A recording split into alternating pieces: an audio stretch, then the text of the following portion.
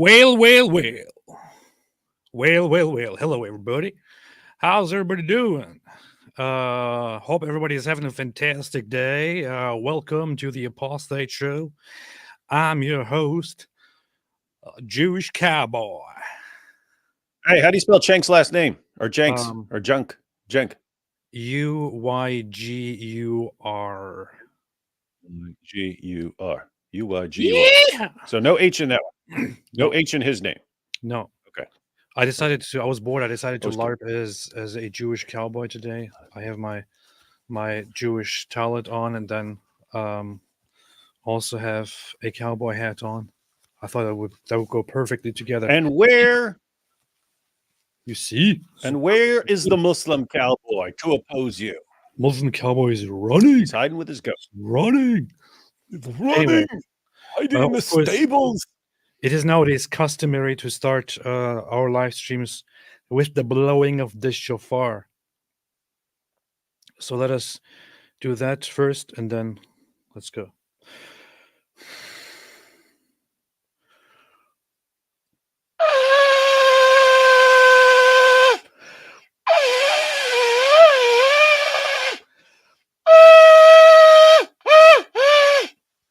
Not bad, not bad, not bad. Getting there.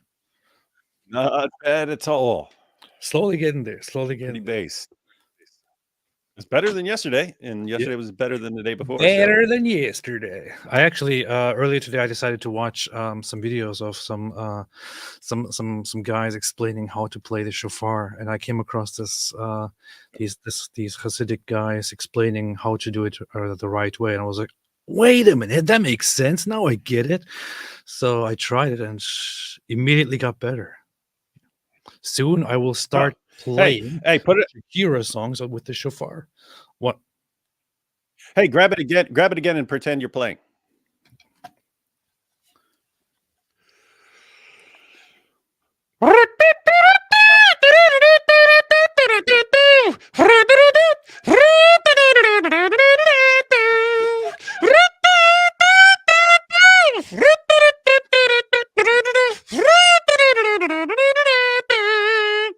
Powerful shofar today. Powerful. That was. You see, I learned all of this in one day. Yeah, David, what's up? How you doing? Yo, what's up, man? Yes. So, today we want to talk about the debate. Have you seen the debate between son of Hamas and Cenk Uygur?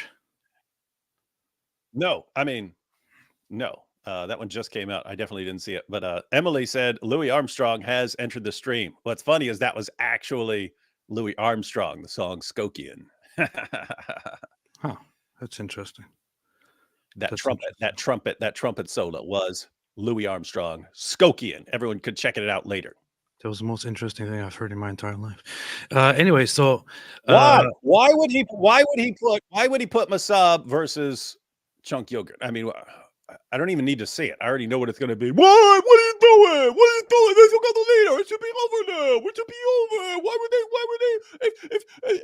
Unless it's about land. If it's not about land, it should be over because you killed all the leaders. The leaders are all done. They're all done, but they're still fighting. Why are they still fighting? This proves it's genocide. It's genocide. They're there for genocide.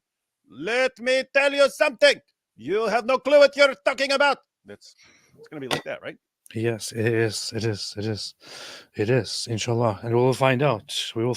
Once we actually have the guy talking to us, we will find out, inshallah. Hope everybody's ready to get into the action. Hope everybody's ready to look at this. Better keep your ears open and your eyes open. How about you get to your knees? Sorry, not that. It is totally based. It's going to be totally based.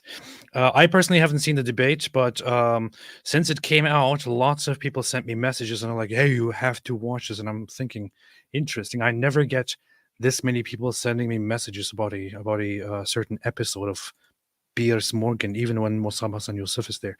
So decided to schedule it and to have a look. He shut up. I know he's sitting there in all black. He's sitting there with his leather jacket. The eyes are the leather jacket. Let's see what happens. This is not the end. We still have lots of work to do. The most significant assassination that I'm looking for is the assassination of Ayatollah, the head of the snake. It was legitimate to kill over 30,000 civilians while you're trying to get one terrorist, and Netanyahu's 30, 40 times the terrorist Sinwar is. By your logic. Oh, God. I can't Do you even. hear this? I don't even want to get to AP. He just said that their supposed goal. Hold your to get one horses. terrorist. Hold your horses. We can talk about it when it gets there. Hold your horses. We can talk about it when it gets there. Let's see. Obviously, a hugely significant Straw man development alert. in this war that Yahya Sinwar, the He actually said, yeah. architect of October the 7th, has been killed. But how significant do you think it is? Yeah, he's been killed, man. He's been killed, all right. He has been killed. He has been killed. And that is something to celebrate. And I know some people say, oh, we shouldn't celebrate death. Well, we're not. We're celebrating life by celebrating the death of a terrorist.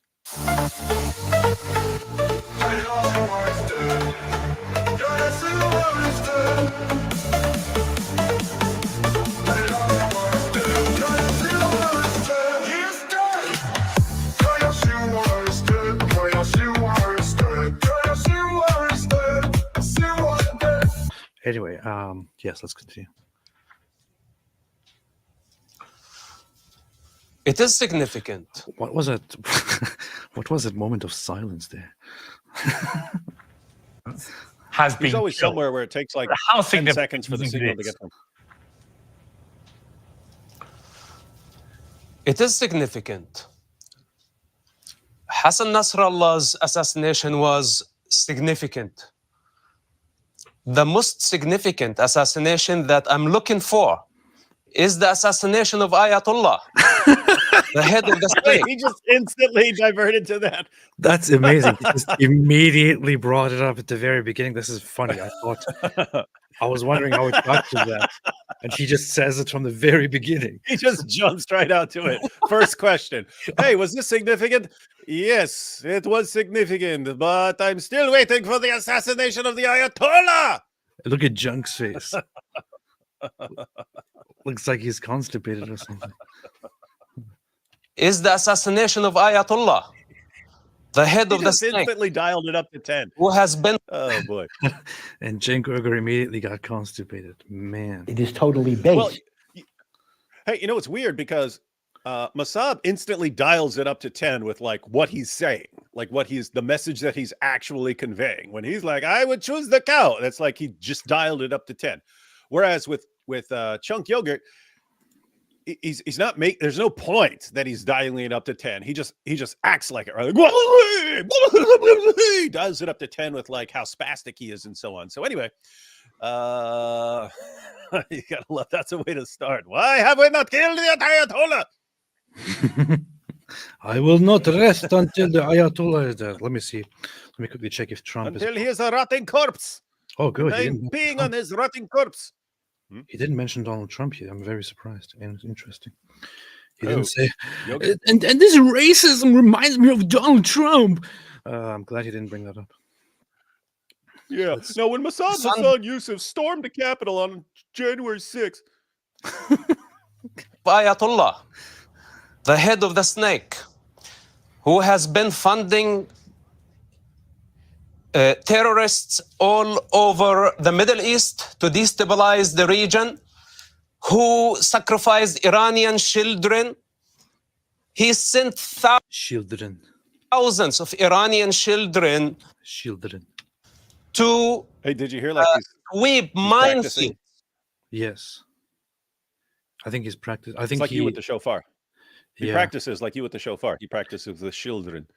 There's a thing because there was a time, a video where he started saying children, and I was kind of upset about it because I thought I don't want him to get rid of the children thing.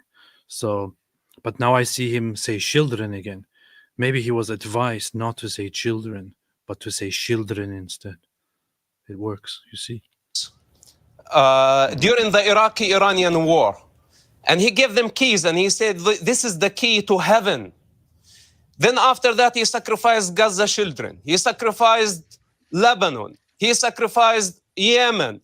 He is willing to sacrifice the entire world to satisfy his political ambition. This is the head of the snake. That's true. Sinwar was a great success. I will not cry for Sinwar's assassination. I was very pleased that But his goat will. simple soldiers who risked their lives since the beginning of the war got him finally by accident. Then you see the politicians around the world trying to take credit Look, even Cenk for smiling. Sinwar's death. It's a milestone. It's behind us, but this is not the end. This is a good point. Is the IDF soldiers took him out by accident? They didn't even know that it was him until they got there the next day and saw that the body belongs to Yahya Sinwar. They just saw these random guys hiding and fleeing, so they shot at them. A firefight started, a gunfight started, and then they fired at him. He died. Next day they went there and they were like, "Wait a minute, this is Yahya Sinwar." So and then they announced it. It was perfect. It was amazing. However, Western leaders around the world suddenly, we are pleased that Yahya Sinwar has been, through common effort, eliminated. He was a terrorist, this and that. Sorry, nobody should take credit for the fact that Yahya Sinwar is dead except the IDF. Nobody should take credit for it because Israel is the only side that has been repeatedly pushing against the attempts to slow Israel down and said, nope, we don't care how close you are as allies. We don't care who you are. We will not listen. We will go through with this. If they listened to the Western world right now, if they listened to the United Nations, Yahya Sinwar would be alive and would be negotiating at the negotiating table. I'm glad that Israel didn't listen. I'm glad that Israel is really pounding brutally on Hamas, and I'm glad that Yahya Sinwar is dead. By the way, it's still crazy that they had no clue they got him. And just, I mean, guys, that's like some soldiers walking around. They say, "Hey, there's some suspicious guys over there. Let's shoot them." Bang, bang, bang. Hey, wait, we just got that was Osama bin Laden there? What? What? Imagine if SEAL Team 6 had caught Osama bin Laden like just totally by accident. Well, we saw some guys. They looked like they were up to no good, so we blew up their building, and it was Osama bin Laden. Those pretty beast. We still have lots of work to do, and we cannot afford letting Iran get away with their crime, because if we allow them, they are going to repeat another massacre. This time it was Hamas. Next time it's going to be a new name. This idiot is shaking his head again for some reason. Of course, that is. We have Hamas themselves saying that they will attack again and again and again and again and again, and Israel is not allowing it anymore. We're done with it. This guy comes here and shakes his head when Mosab Hassan Yousef says that they're going to attack again if they are allowed to get away. No, they would never do that. They would never do that. It's over. It was just one guy. All they care about is just stop with the apartheid and the racism and brown people and white people and. Okay, Cenk, that is obviously the perspective from the other side. What I was struck by Sinwar's death was that he was hiding in Rafah, which is the very place that Israel have been urged by everyone, including yourself, not to go and attack, not to go into. Mm-hmm. And yet there is the head of Hamas, there is the person who ordered October the... He's just meaninglessly shaking his head whenever something is being said. This guy's just... Yeah, and look at Mosab. I'm wondering if we're going to get the super awesome smile. He's been practicing that too. He's been practicing children, and he's been practicing the smile. The 7th, he's there. Does that not justify Israel's strategy in going in there? No, not at all. I'm going to answer that in a second, Piers. But you asked a really important question about does the end of Yahya Sinwar and Hassan Nasrallah mean that this should come to a close? That's the central question. And here they have no more targets left. All of Hamas leaders are dead. All of Hezbollah's leaders are dead. In No fact, targets left. they Look, killed- there we got it. You got it. You're missing it. Your eyes are closed. Your eyes are closed, dude. What's wrong with you? You're missing this. You got like the biggest Mosab smile. Look what. Go back. You got to go back, man. He lit up like a Christmas tree, man. It's the central question. And here they have no more targets left. All of Hamas leaders are dead. All of Hezbollah's leaders are dead. In fact, Israel just bragged that they killed the whole new set of leadership of Hezbollah. There's your So if thumbnail. all the leadership is dead, what are we still doing in Gaza? What are we still doing? What are we still doing in Gaza? I don't know. you I hear don't this? know. Are you stupid? Mosab just explained it. He just explained it. It's Iran pulling the strings. So Cenk's argument is, if someone does something and someone else was making him do it, then you should just go after the person who did it and not the person who made him do it. Idiot. Plus, it's even that. It's just a stupid idea. It's just a ridiculous idea. Even if you go after the ones who did it, even if you go after the ones who made them do it, even if you take them all out, does that now mean, okay, we killed those the perpetrators, now let's get out of here? Are you stupid? What would that lead to? You would be leaving Gaza in a power vacuum and only preparing it for another major explosion, civil war, and so on. Israel is aware of one thing, which is that Israel has to take over Gaza after Hamas is completely defeated and taken under control, and has to repurpose Gaza and has to rebuild Gaza in one way or another to make it safe and secure for Israel. And For all of us. they did kill Yahya Sinwar. Does that now mean that all of the Hamas members, everyone from Hamas has surrendered? Do we see Hamas walking out now? Do we see them all giving up their weapons? Do we see them giving up the hostages? Do we see them stop firing? No. The hostages are still there. There are still many hostages inside Gaza. They are still left inside Gaza. They are still awaited by Israel to come back. And there are still Hamas terrorists fighting inside Gaza. The goal was never to just take out the leaders. The goal was from the beginning to permanently destroy Hamas and to get the hostages back. This guy is just creating this false goal here of they wanted to kill the leaders, now the leaders are dead. Okay, so what are we doing? That was never the goal. That was never the goal.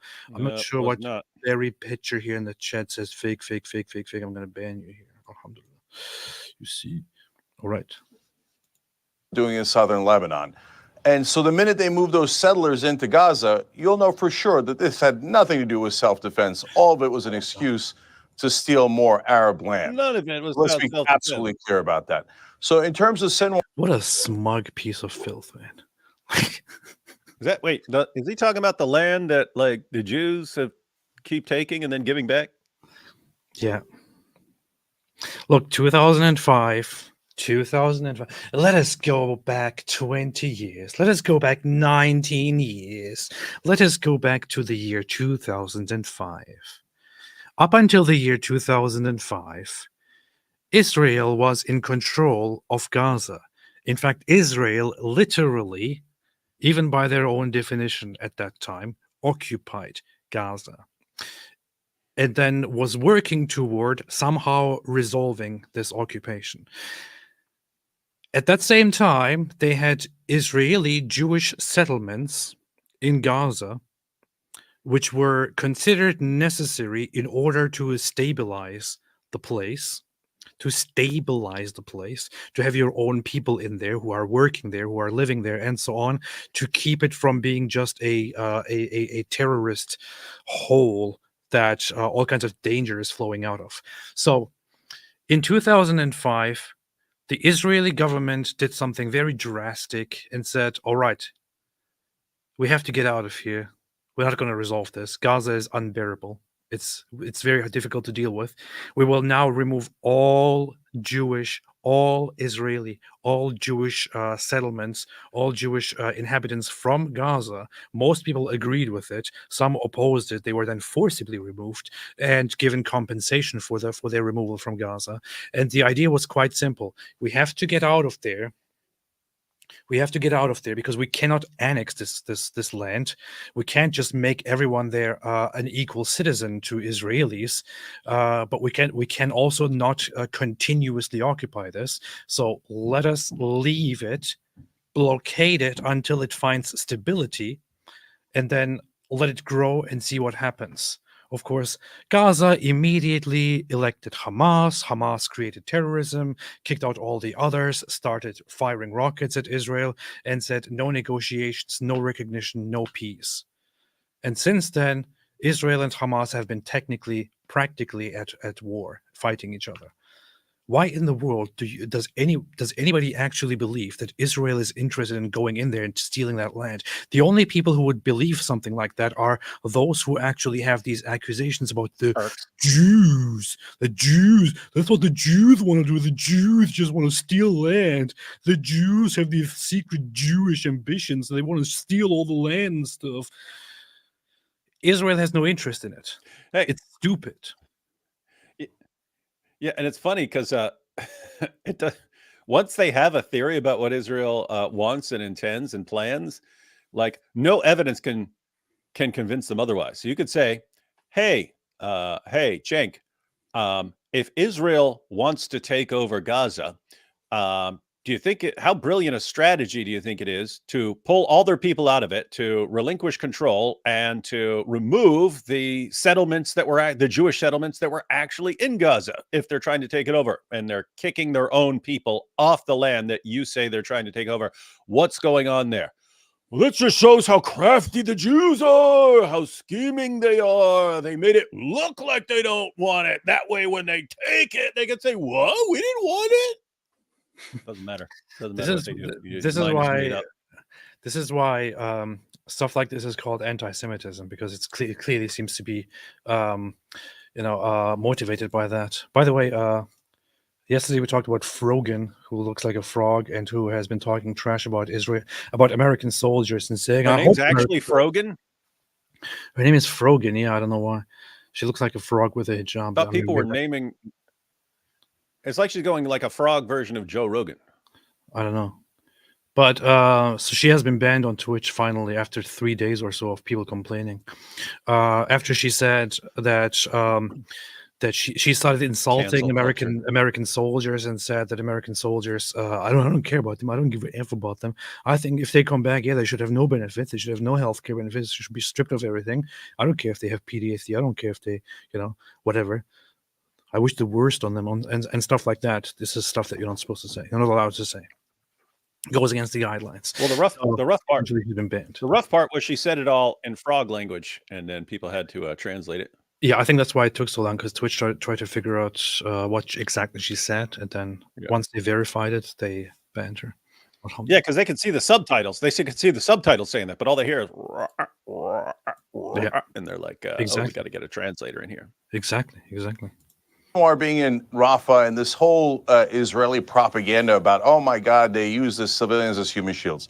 First of all, we found out and reported by both Israeli and American press that the Israeli soldiers literally use Palestinians, including children, as human shields that they put in front of them to do the booby trap thing. Got to get the compass up.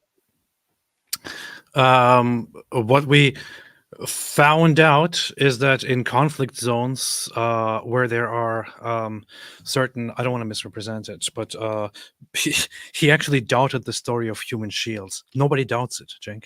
Nobody doubts it except those who deny the facts and then go for the Israel evil, everything else good. Israel evil, everything else good story. Only those people doubt it. Only those people doubt it. These guys frequently want to cite, humanitarian organizations. The humanitarian organizations also admit and say and have said and declared multiple times that Hamas does use civilians as human shield. Hamas themselves have declared openly that they use their their civilians as human shield. And here this guy is. This fatty, he's coming here and telling us, oh, this is just a lie. It's just the Israeli narrative.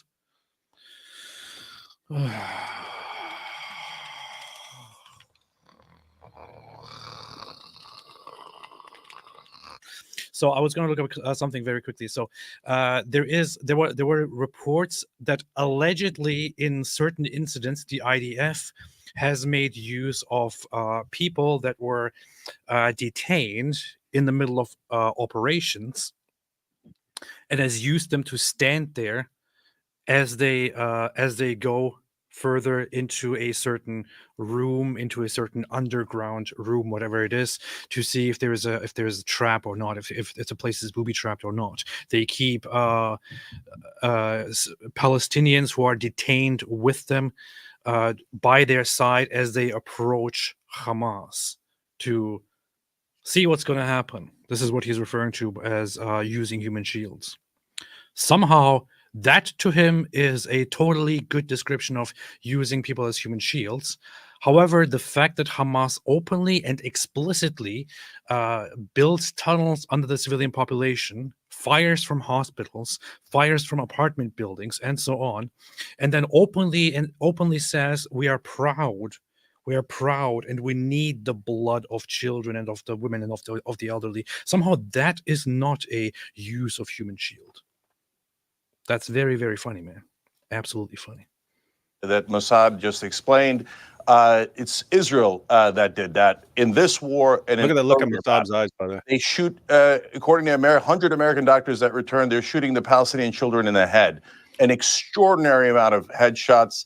They burned them alive, and now they're starving. Wait, was that from that New York Times article Yes. that Yes. every actual forensic scientist looked at that and says that is complete nonsense? That's not how bullets work. Yes.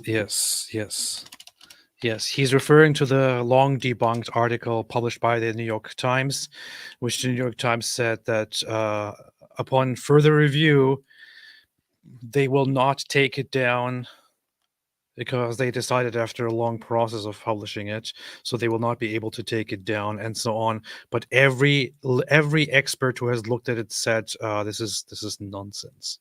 This is complete nonsense. Of the article where allegedly different doctors said that that the IDF is shooting children in the head. And they presented one single piece of evidence where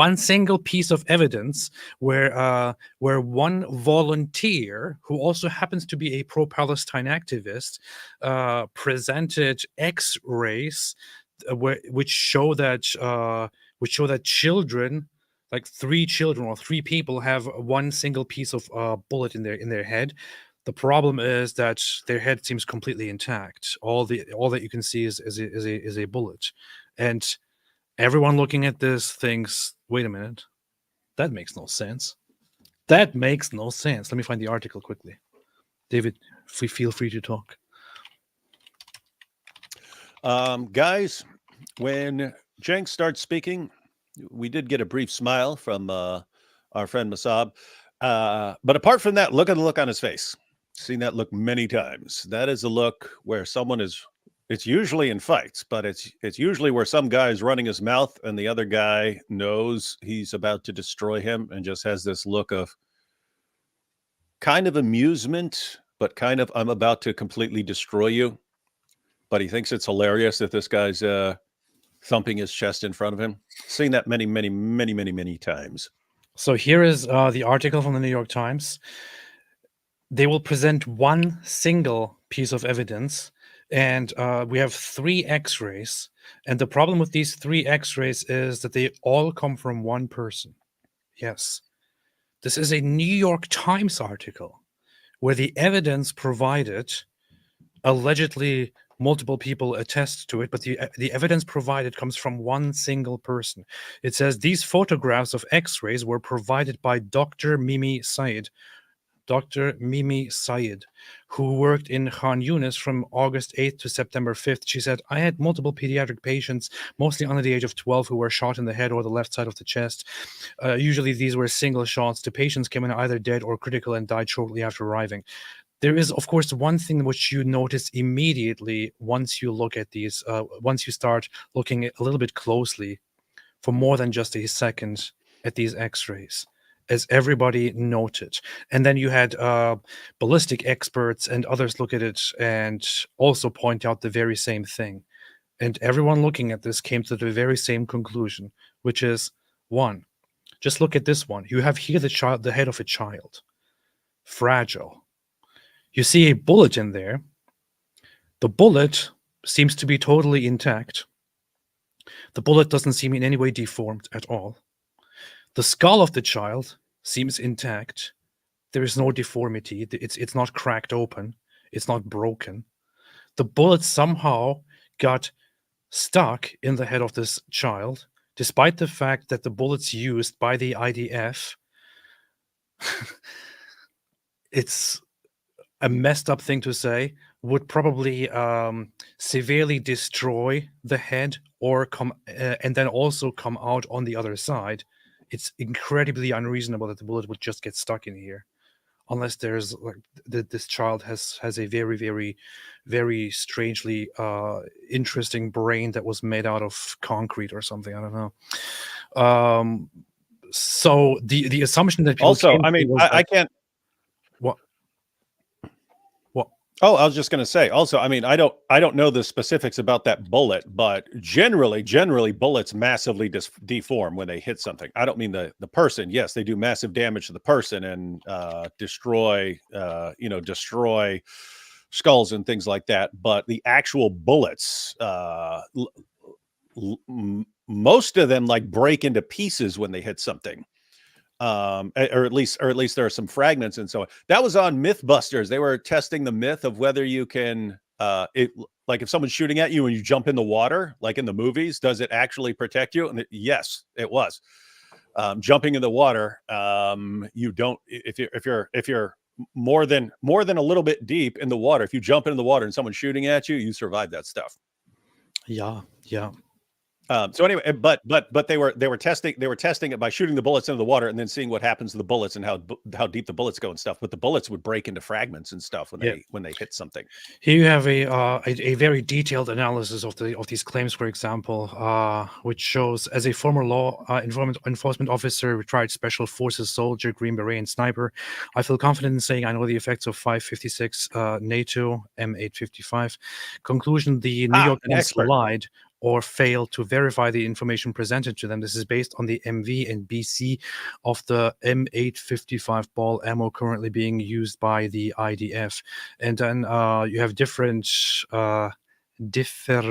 details on it, where he analyzes the velocity of the bullets, the firearms used, and what it would do from whatever angle it is shot, what it would do to the head, and so on, and how it is entirely inconsistent with the expected results. You have multiple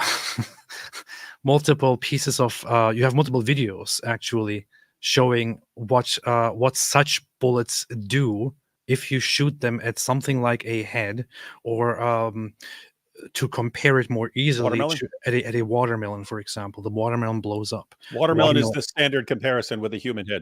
Yeah, the watermelon blows up or is severely damaged and collapses. Yet you have here 3 different instances where nothing happens to the skulls at all. Everything is totally cool. How?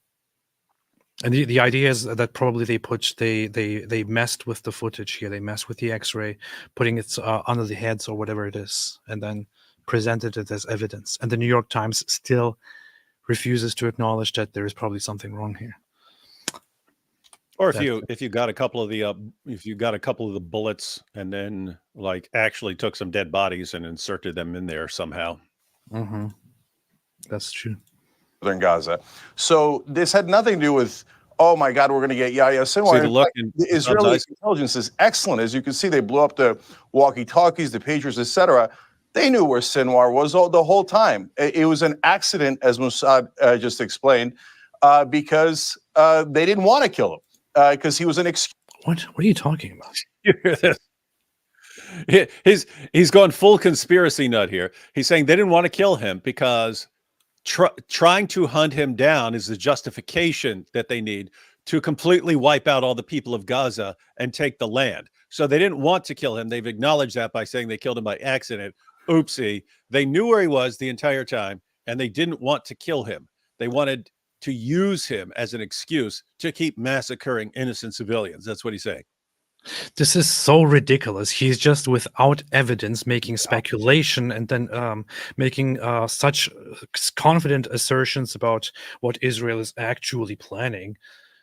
It doesn't even make sense.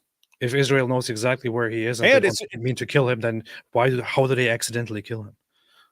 It doesn't even make sense. Yeah, and you made the point the other day that people like Cenk, whenever it's the opposition, he'll interpret their motives and everything in the purest fashion imaginable. What are the purest possible motivations, the purest, most innocent motivations they could possibly have, and attribute those to them?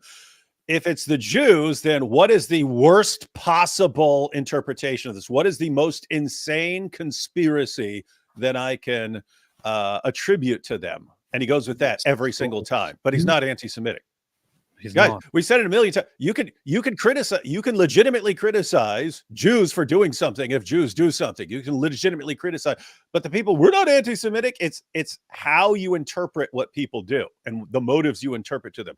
If any terrorist you constantly attribute to, he's a great freedom fighter, he just wants freedom, and anything any Jew does, they're trying to take over the world and kill us all. Don't tell me you're not anti-Semitic. That's what they do. That's what are you doing? You messing with your I don't know, man. Are you tangled in your robes? No, I'm not. Excuse. The hostage deal has been on the table since July 2nd. Israel's not taking it. Why? They want to use it as an excuse to absolutely annihilate northern Gaza. And I'm going to say it just one more time and quickly move on.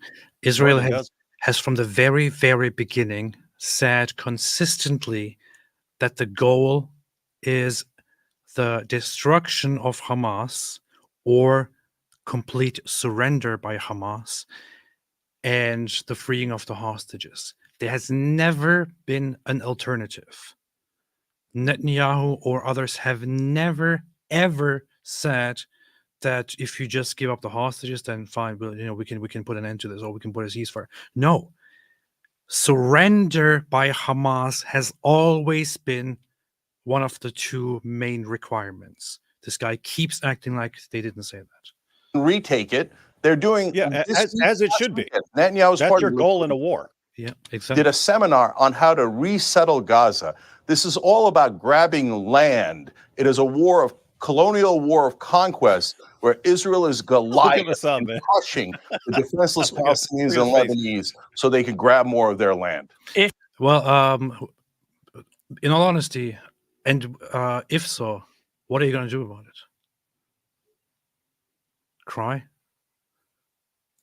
If after 9/11, America had discovered, I guess if you can't change their minds because they keep saying the same thing, then just I don't know, man. But that Bin Laden was hiding in a particular place, as they did many, many years later. But had they discovered it within a year, and they had attacked that place and taken him out, then most people would have said that was reasonable, responsive military action, wouldn't they? What's the difference morally between? Well, I mean, just to be clear, nobody disputes that Sinwar orchestrated and ordered October the 7th. So if he is the mastermind behind this heinous terror attack, then using the parallel of 9/11, is that not just justification? If that had been Bin Laden, would anyone be having too many moral qualms about going after him and killing him? No, Piers is a great example, but I reject your framing. So let me explain. So Bin Laden, we did get, and how did we get him? We got him through special forces. And if you remember, a year ago when I was on this program, you said, what should Israel do? And I said, special forces. Why? It's more concentrated. Does it put the special forces more at risk? Yes. Is that the point of special forces? Yes. That is what a moral, decent government does. And we got Bin Laden without killing too many civilians at all.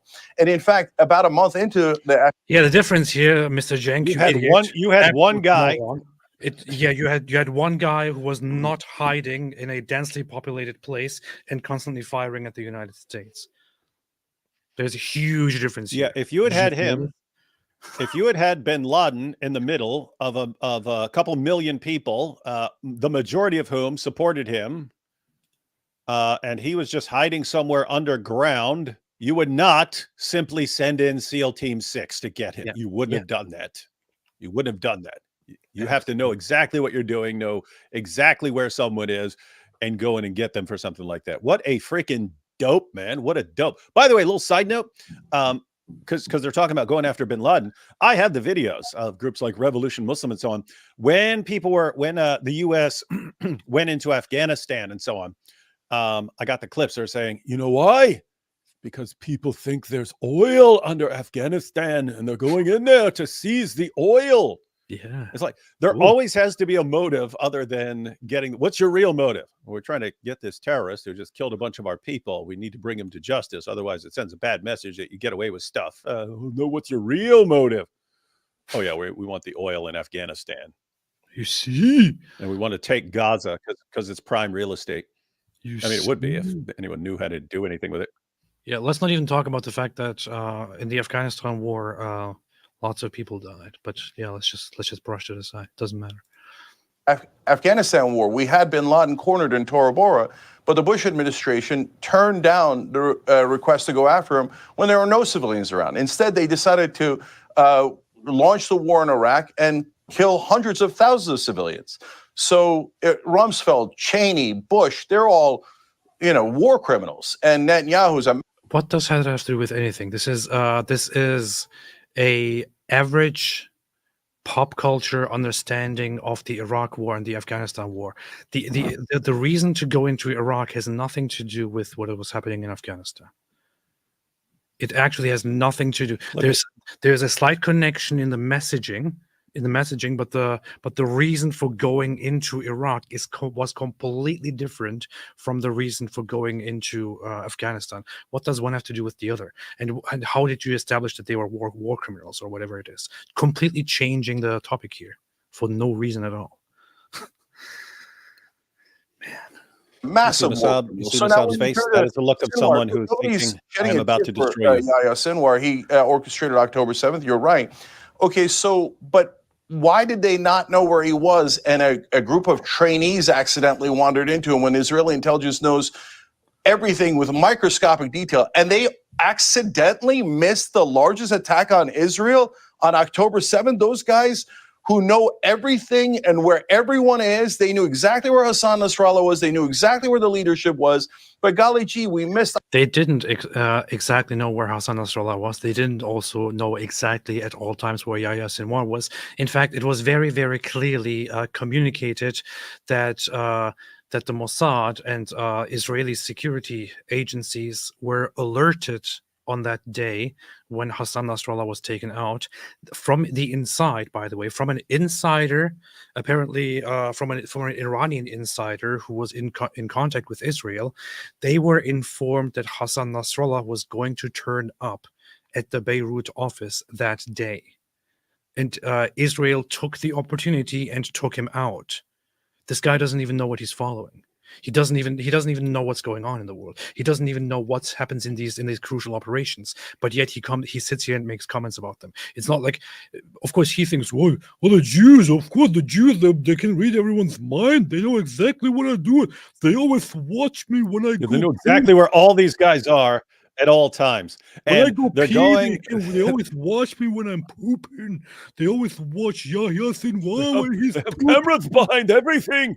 It's probably a little camera in this suit. It's looking at me right now. Look, they have a camera. They have a camera.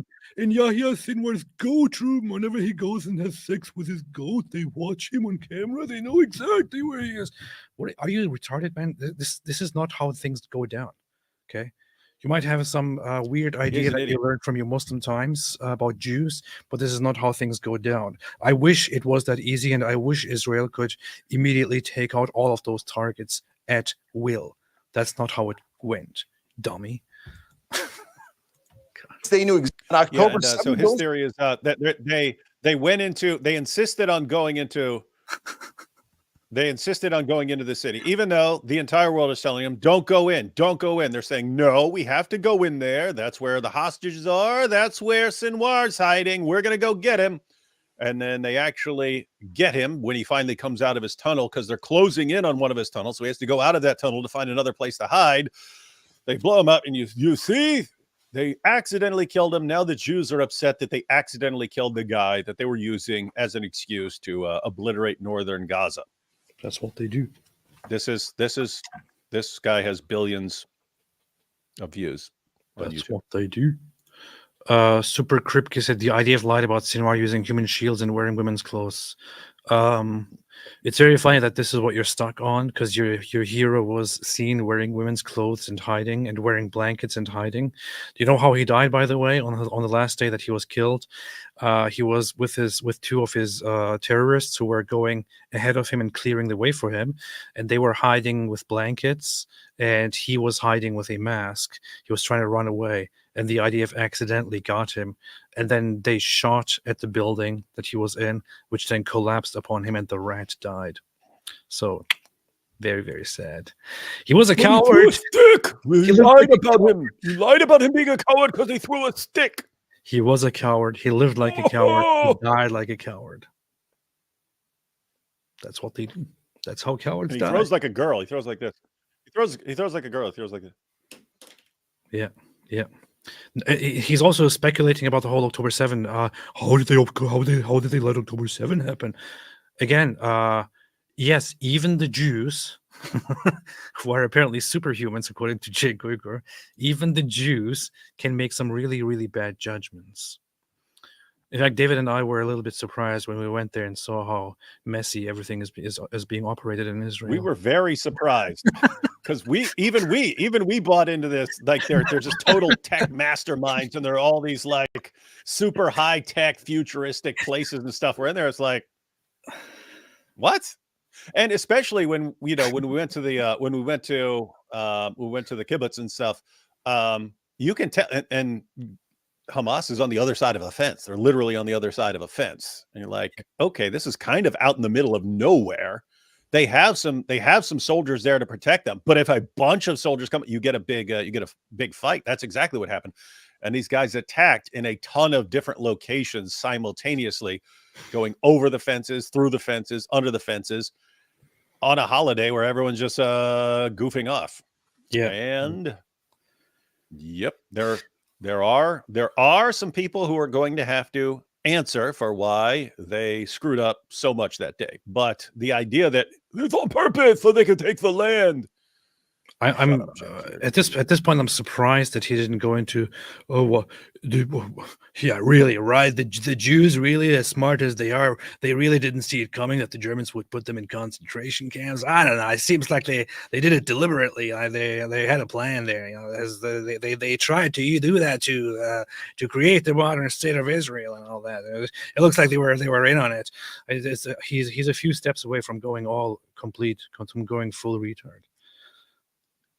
And AP, I mentioned it before that Elie Wiesel in his book Night said there was a guy, Moshe, who escaped a concentration camp and came back and warned the Jews. The entire town's like, get out of it. They treated him like a complete lunatic. And he told them exactly what the Germans were doing. They wouldn't believe it. What are you talking about? And then when we were at the Holocaust Museum, there was the story of someone who was literally in the concentration camp. And they're like, what's coming out of that smokestack? That's like Jews who are being burned. That's who's coming down there. And he still wouldn't believe. People, they wouldn't even believe it when they're at the concentration camp. They would not believe that these guys are exterminating Jews. They wouldn't believe it.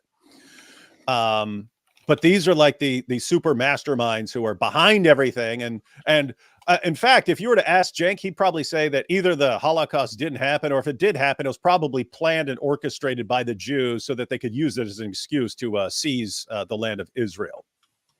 That's what he's going to claim soon.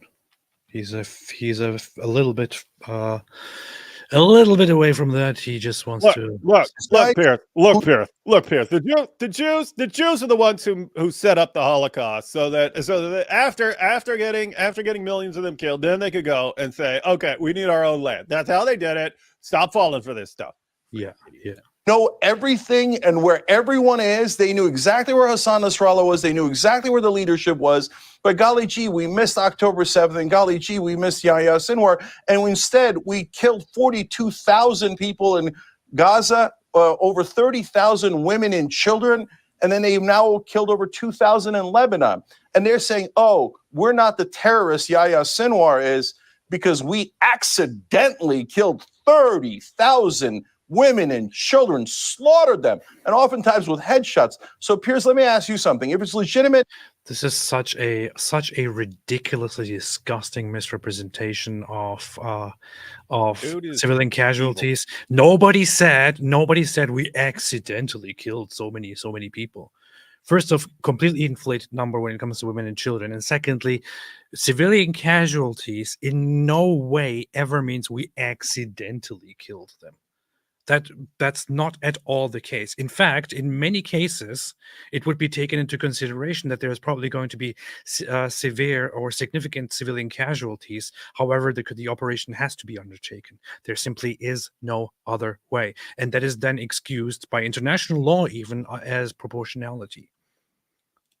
To kill over 30,000 civilians while you're trying to get one terrorist, and Netanyahu's 30, 40 times the terrorist Sinwar is, by your logic, you're saying it's okay to kill 30, 40,000 innocent Israelis just to get Netanyahu.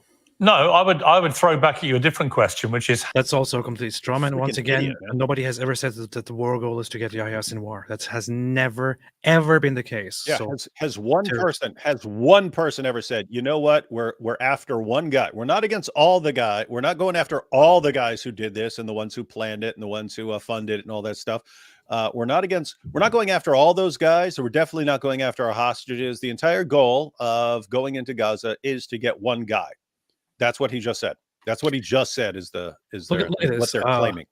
According to the Hamas, he's a dangerous combination of evil and stupid with a large platform. Evil, stupid with large platform. Dangerous combination. According to the Hamas Gaza Health Ministry, the number of deaths. So according to the Hamas propagandists, even this guy is worse than they are.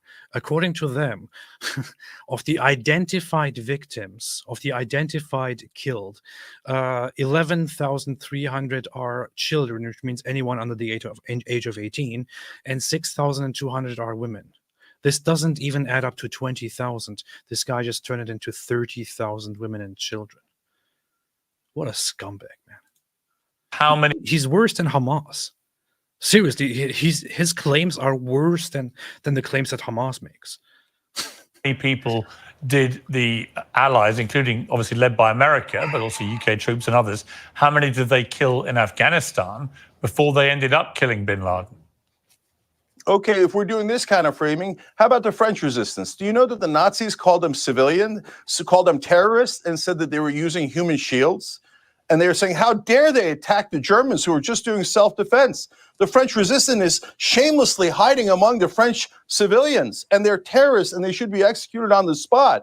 So are you allowed to resist the Israelis? And it's a question to both you and Mossad. So is there any legitimate form of resistance? He said Mossad. Did he say Mossad?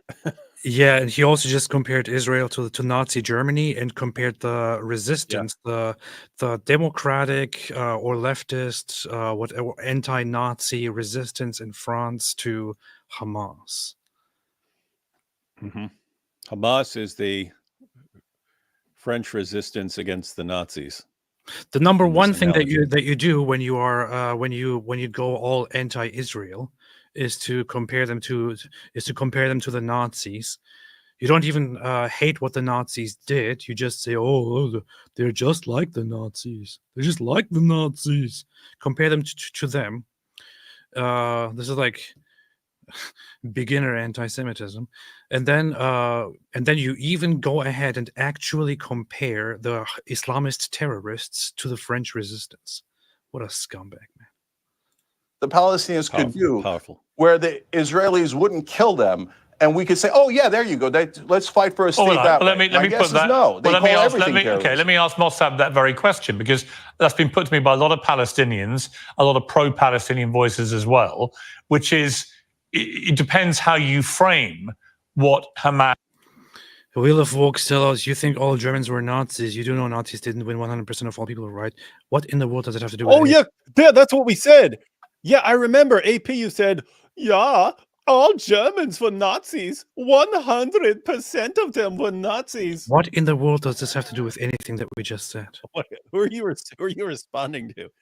I would be the first person in the room to say that many Germans, significant numbers of Germans during the Second World War, had nothing to do with it and were innocent.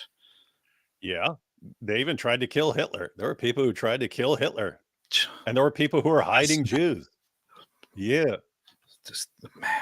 What? But AP, have you noticed that like the critics, they have the same exact problem that they either never understand what anyone is saying. Like in their minds, you say 2 + 2 is 4, and they go, "Oh, you're saying kill everyone." What? Where did you hear what you just said? I said, but they all have this where it's like a straw man factory. Mm-hmm. Which is, it depends how you frame what Hamas and Hezbollah have been doing for the last 2 or 3 decades. You know, to many people where they come from, they are a form of resistance. To many people outside of the region, they've Wait, I have to go back and hear been put. The Israelis wouldn't kill them, and we could say, "Oh yeah, there you go. Let's fight for a state that way." Let me My guess put is that. no. They call everything terrorism. Let me ask Mosab that very question, because that's been put to me by a lot of Palestinians, a lot of pro-Palestinian voices as well, which is, it depends how you frame what Hamas and Hezbollah have been doing for the last 2 or 3 decades. You know, to many people where they come from, they are a form of resistance. To many people outside of the region, they're terrorists. You know, I think you and I share our view about what we think they are, but clearly a lot of people in the Palestinian world believe that Hamas and Hezbollah are not terrorists, but are essentially a form of freedom fighter. What do you say to that? They're all terrorists. Let me tell you, I was there. They're all terrorists. Here is some idiot here saying, "Why did Jews invent porn? Fake Christian, retard, atheist." I'll give you one challenge very quickly. I'll give you one challenge. Inventing something means by definition that you bring about the concept and the product which did not exist prior to this. Can you, I'm watching the comment section, I'm watching the chat right now. Can you, in your next comment, demonstrate to me in very simple ways that Jews invented porn? Go ahead. Yes, I can. Nick Fuentes said it. Nick Fuentes said it. That's all the proof that I need. No, I know this guy doesn't deserve any attention, and I would ban him immediately. But I just want to make a point here because the streams like these always attract these extremely low IQ idiots who spend all their day masturbating into their socks and then come here and make jokes about society and morality and all that. So look here, next comment, troll telling the truth. Hey, I'm waiting for your explanation. You just made a claim. He literally just gave you the opportunity. We're literally waiting. Tell us? I'm going to read your next chat out here loudly. Are you going to demonstrate to me that Jews invented porn? Go ahead, come on, go ahead. Yes. If you make one more, more comment that has nothing to do with the answer, that is not the answer, then you are banned. That's it. Go ahead, come on. They came through the Red Sea, and Moses said, "Hey, who's got a camera? Let's make up something new. We'll call it porn." Go ahead, come on, demonstrate it. Demonstrate it. Come on. Come on, still waiting. Put the socks aside. Pick up your socks from the ground. Take them to the laundry. Get them cleaned up. Stop masturbating into your socks. Put it aside. Use both of your hands to type and tell me exactly how you invented porn. Go ahead, come on. Come on. No, he's gone. Boom, boom. Nothing? This guy's like, all day I'm watching porn, and who's to blame for that? It's the Jews. The Jews, they tricked me into sitting around watching Yousef smooch on this other guy and suck on his lips. If it wasn't the Jews, I would be going outside and doing something productive, but because of the Jews make me live. with my mother in my mother's basement for my whole life and whacking off, watching porn. It's the Jews that made me do this. It's Okay, the so- Jews. No response. All right, banned. Let's see. Let's find this guy. No response. Better luck next time. Better luck next time. And where's the profile of this guy, man? Somebody please ban this guy. Okay, here. Ban user. Fantastic. All right. Loser. No, ban loser. It should, when you go to ban someone, it should say ban loser and not ban user. Killing, looting, raping, kidnapping are not forms of resistance. You know, Gandhi led resistance in India Israelis against the do the same British. thing. It was a peaceful resistance. Hey, I was literally just about to compliment these guys for not interrupting each other. And then he Wait, what did he screwed just it up. say? What did he just say? Kidnapping are not forms of resistance. You know, Gandhi led resistance in India Israelis against the do British. the same thing. It was a peaceful resistance. It Oh. bare fruit eventually. But what so-called Palestinians and the Palestinian revolution, it's a revolution without a compass. It's going to nowhere, and nothing can satisfy their ambition. And it has never been a fight over land. It's a religious fight that started some 1400 years ago. It's motivated by great hatred. Look at him shaking his head like a dope again. They don't want to accept Nonsense. the Jewish people to exist in that land. Nonsense. The entire world is in denial in this fact. We say that this is the root cause problem, that the Muslims don't want the Jewish people to return to Fact. their homeland. Fact. The Jewish people are the Nonsense. indigenous Fact. of that land, Fact. with overwhelming evidence, as I told you Nonsense. in the past. Fact. The Muslims don't have any evidence. Cenk says nonsense. Maybe he's a liar or he doesn't know. Here we go. Every Muslim around the world has heard of this hadith. Everyone has heard of this. If you have never heard of this, you probably are not a Muslim. You probably have never been a Muslim. You probably have nothing to do with Islam. You probably haven't communicated with Muslims or whatever it is. Muslims around the world know of this. They know of the fact that their Muhammad allegedly prophesied very, very infamously the following. The Messenger of Allah said the last hour would not come until the Muslims fight against the Jews, until a Jew will hide behind a stone or a tree, and the stone or tree will say, "O Muslim, there is a Jew behind me. Come and kill him." But the Garga tree will not say so, for it is the tree of the Jews. This is from the Riyadh al-Salihin, which collects the most authentic hadith. You have it here in Sahih Muslim. You have it here in Mishkat al-Mosab. You have it in different sources. Once again, the trees and rocks will say, "Muslim, servant of Allah, there is a Jew behind me, come and kill him." But the tree Kargat would not say, for it is the tree of the Jews. This is what Muslims believe in. I'm not going to shy away from saying that. This is what Muslims believe in. Muslims around the world believe that it is their eventual final mission that before the day of judgment comes, they will fight and eliminate, they will fight and exterminate the Jews.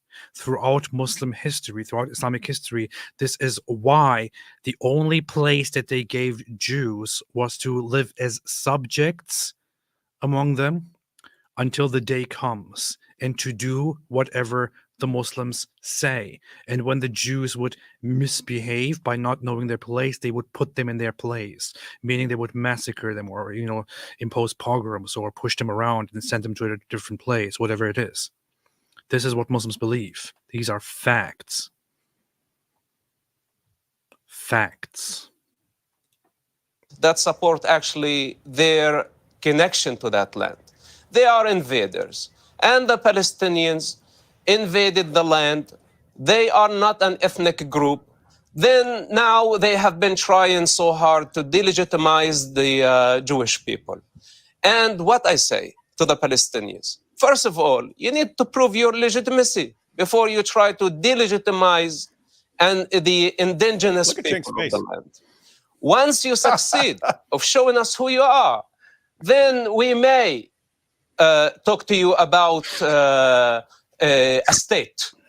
But to claim that you have the land, even though the indigenous of the land, the Jewish people, actually have been willing to share the land, and they were willing back in 1948 to share the. What are you laughing about, you freaking imbecile? That's exactly true. The truth. I hope I can Reality is sit so across funny this to guy me. one day and have a conversation with him about specifically that, and want to remind him about the fact that he laughed when Mosab said this. This is a fact. This is an indisputable fact. Everyone, every historian, everyone who looked at the conflict, the history of the conflict, knows this. This is an indisputable, clear, and certain fact. Why is this guy laughing about it? The Jewish side didn't come in from the beginning saying, "Oh, these guys, they are foreigners. They don't belong to in this land."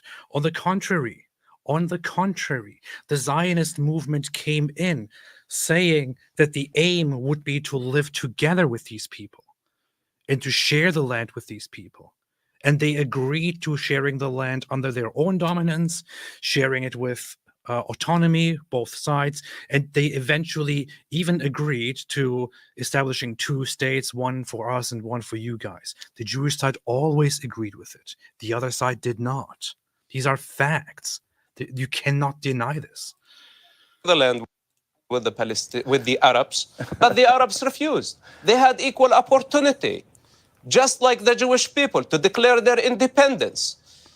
But instead of declaring their independence back in 1948, they declared war against the Jewish people, only because they are Jewish people. Then 40 years later, in 1988, they declared their independence. So once what so-called Palestinians drop their violent approach to the problem and accept Israel's right to exist in that region, then we can talk about things. But to really water it down and say that this is a conspiracy, people like Cenk, they are living in a conspiracy theory, alternative reality. We tell them that this war, that Sinwar started in Gaza, is a very dirty war. He weaponized civilians only to get sympathy of people like Cenk and many others around the globe. This is the most destructive weapon in the hands of Hamas, and millions around the world fell into this trap. So as long as we empower Hamas, more children are going to die.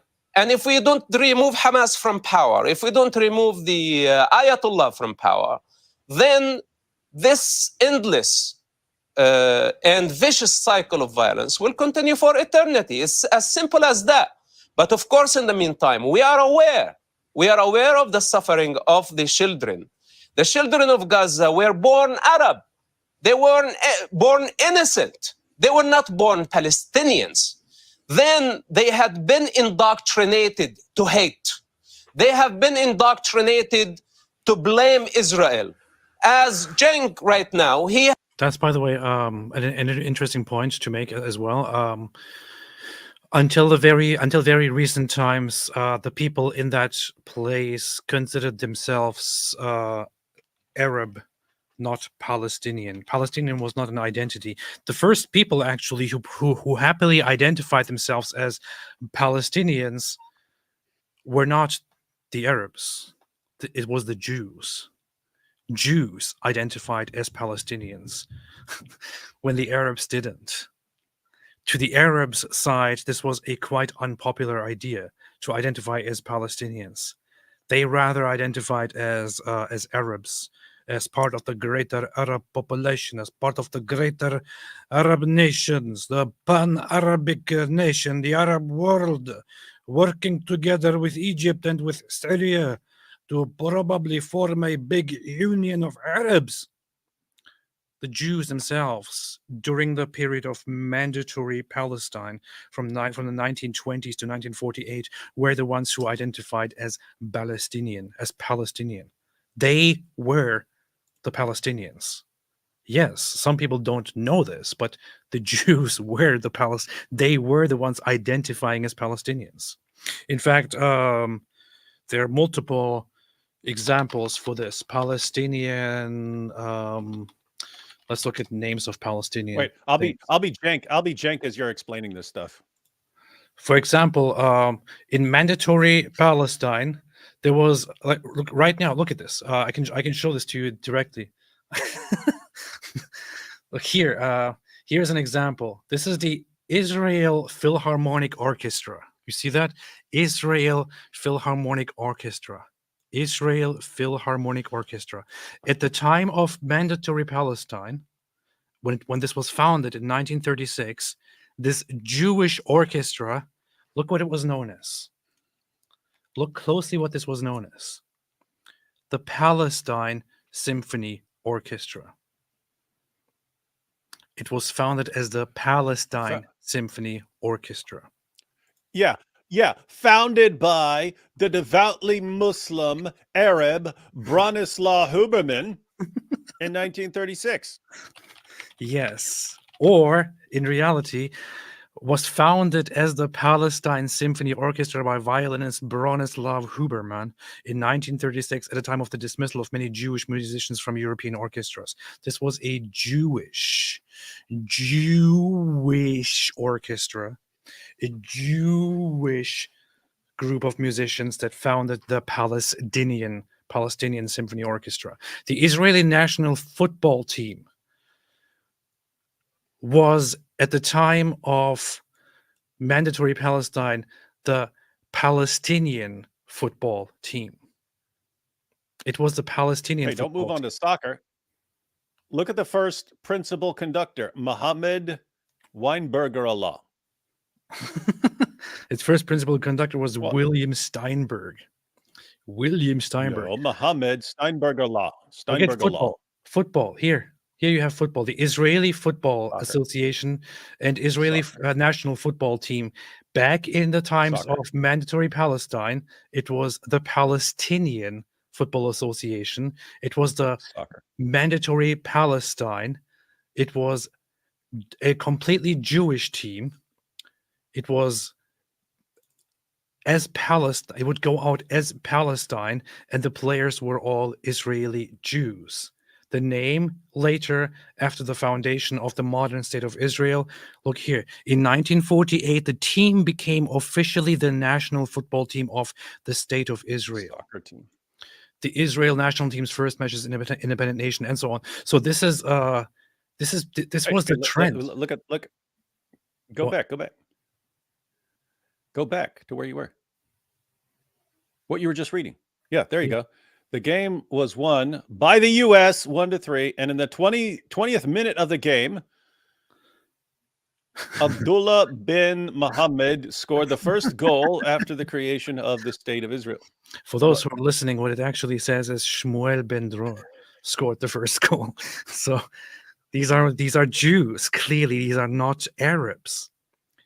Jews were the ones identifying as Palestinians. They were the ones using the name Palestine. To the so-called Palestinian side, the Arab side, they never adopted this whole idea of a Palestine until the 1960s, when the PLO, the Palestinian Liberation Organization, came into existence with Yasser Arafat and started working toward their own state. It was only in 1988 that for the first time, an entity named the State of Palestine was established by these people, who then claimed that they have always been part of this Palestinian state, Palestinian nation. This was not a popular idea. They never identified as Palestinians. They identified as Arabs of different tribes and different religions and different backgrounds. He has been blamed to blame Israel. As Cenk right now, he has been blaming Israel since the beginning of the war, but now he sees the defeat of Hamas. So now he's changing his tone a little bit, his attitude. And I like his cleverity. He's a very clever Palestinian. He's the perfect example of a Palestinian, by the way. Cenk, just right there. Because Palestinian is not limited to Gaza. Palestinian is a syndrome. It's a mental illness. It's a universal.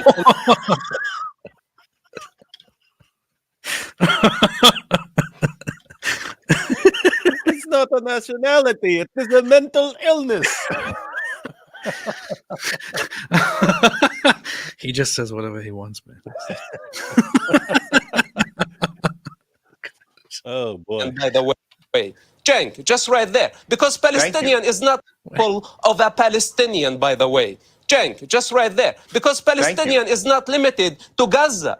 Palestinian is a syndrome. It's a mental illness. It's a universal phenomenon. And Cenk is the perfect example. And if he gets hungry eventually, I will not be surprised that he will eat his own children. Okay. What?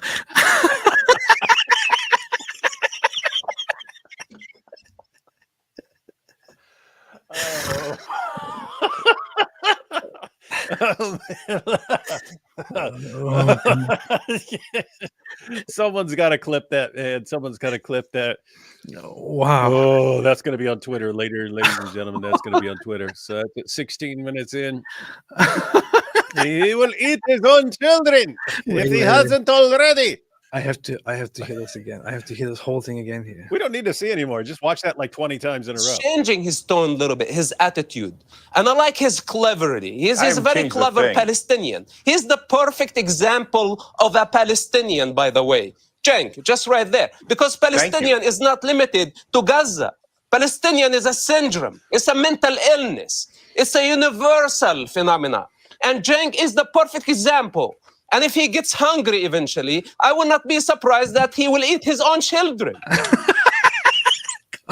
Okay. Or Cenk, your response. I'm glad that Cenk. I love how Piers is family. Okay. Cenk finds it just as I'm funny. downloading that. Wow. I'm Wow, about man. to download that right now. He went hardcore. And the thing is, for the first time, I see him just comfortably smiling and smirking as he goes through this rant. He just had he has had enough of Cenk at this point. It's a universal phenomenon. And Cenk is the perfect example. And if he gets hungry eventually, I will not be surprised that he will eat his own children. It is totally based. Wow, man. Yeah, he actually said boy. that. He actually said it. Okay. Or Cenk. Let this be a lesson to everyone out there. Whatever most people when they I don't think they should share everything that pops into their head, but somehow it works for Mosab. He just whatever pops into his head, he just blurts it out. You are not even fit to be a mother. This man would eat his own children. I choose the cow, and somehow he pulls it off. Man, it's just weird. He's the only one who can get away with that. The thing is, I guess he also has a very unique past to do stuff like that, because he's That the helps him. son of Hamas. You know, you don't expect the guy to be. He can always pull that. It's like, why are you so mean? Well, this is how I was raised. Why are you? I had no say so over who was my father and how I was raised. I was raised by the people you are defending. Under a This guy is what who's you get. from a mental asylum. Okay. If he calls me a Palestinian, You look, are the one ethnically, who should I'm go not- to a mental asylum. Okay. If he calls me a Palestinian, I am incredibly proud to bear that name. Thank you for making me an honorary Palestinian. The whole world should be honorary Palestinians for the. That's a very, very weird Weak. thing to say. It's a very like, oh, I want to be one of those people that have not contributed in any way to the rest of the world, and have spent decades now just sucking everyone dry. I know that sounded very weird, but that have spent decades not creating, not producing anything at all. I'm proud. I'm proud to be part of those people who haven't produced a single thing. They're so bad and so unproductive that when people want to boycott them, they don't even know what to think of, what to boycott, because there's nothing that these guys have produced. I don't even know what to boycott. Literally, seriously, if I sat here and decided to boycott all Palestinian products, there is nothing even that I can think of, because these people have never created anything. They have never done anything. And that is not because of Israel, it's because of the way they are.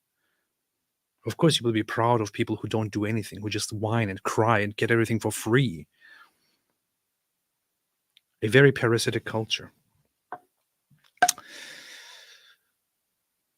If I have to choose between being Palestinian and being Israeli, I choose to be Israeli.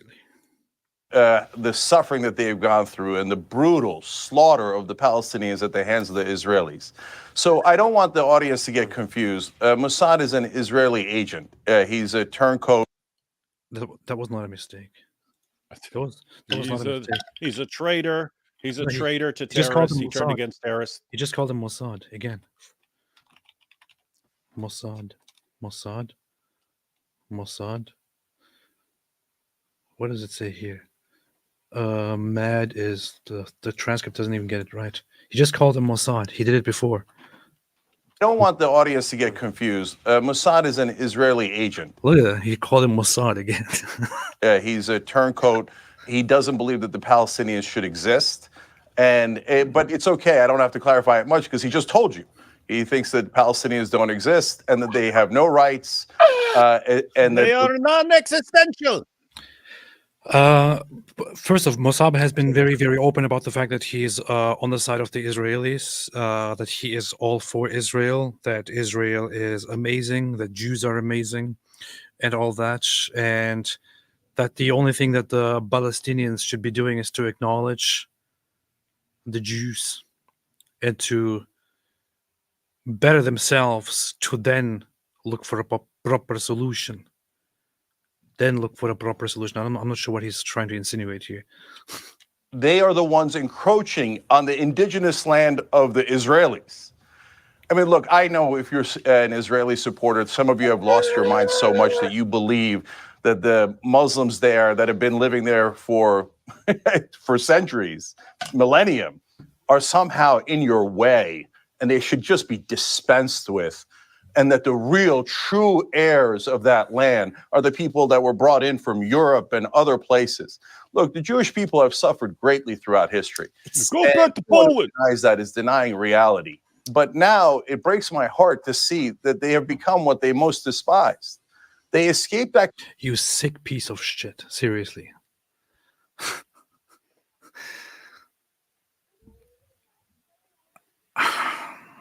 Looks like he's working on a Zabiba there, man. So he's trying to appeal to emotions and basically saying that the Jews have become Nazis. That's exactly what he's saying. He seriously just made that And assertion.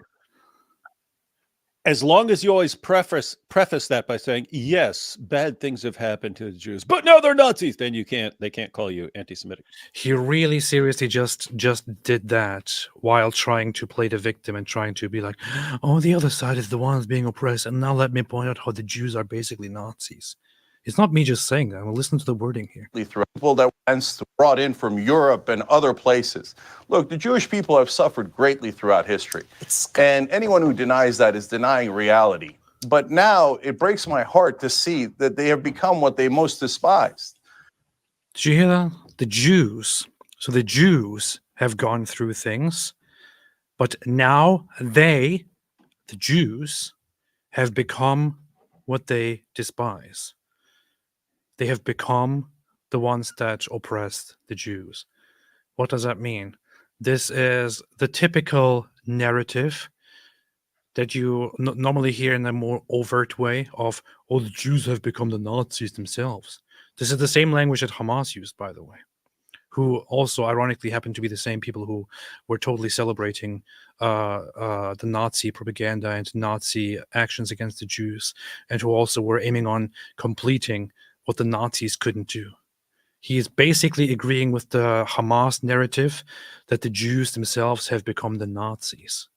He said Jews. He didn't say Israel. He said Jews. They escaped that kind of brutality only to do it to the Palestinians now. So if you notice, Mossad over there never answered the question. There is no standard that the Palestinians can ever meet. They even say absurd things like they don't exist, that this He's trying to mask this as just an appeal to common sense, an appeal to humanity, and he literally did the the Jews have become Nazis thing. This is a very, very well-known propaganda, very well-known rhetoric of accusing the Jews of being the Nazis, which usually comes together with denying atrocities against the Jews. He also does the whole thing of implying that the Jews have superpowers. They know exactly where everyone is, so they could, of course, take all of the leaders out without harming a single civilian, and so on. He just did the whole thing. This is part of what has been commonly known around the world as a typical anti-Semitic talking point, to accuse the Jews of being the Nazis, which basically takes the Jewish trauma, the Jewish suffering, the one Jewish trauma that everyone is aware of that was perpetrated by completely sick people, to take this away from them and to weaponize it against them, and to depict the Jews as the evil ones, as the bad guys.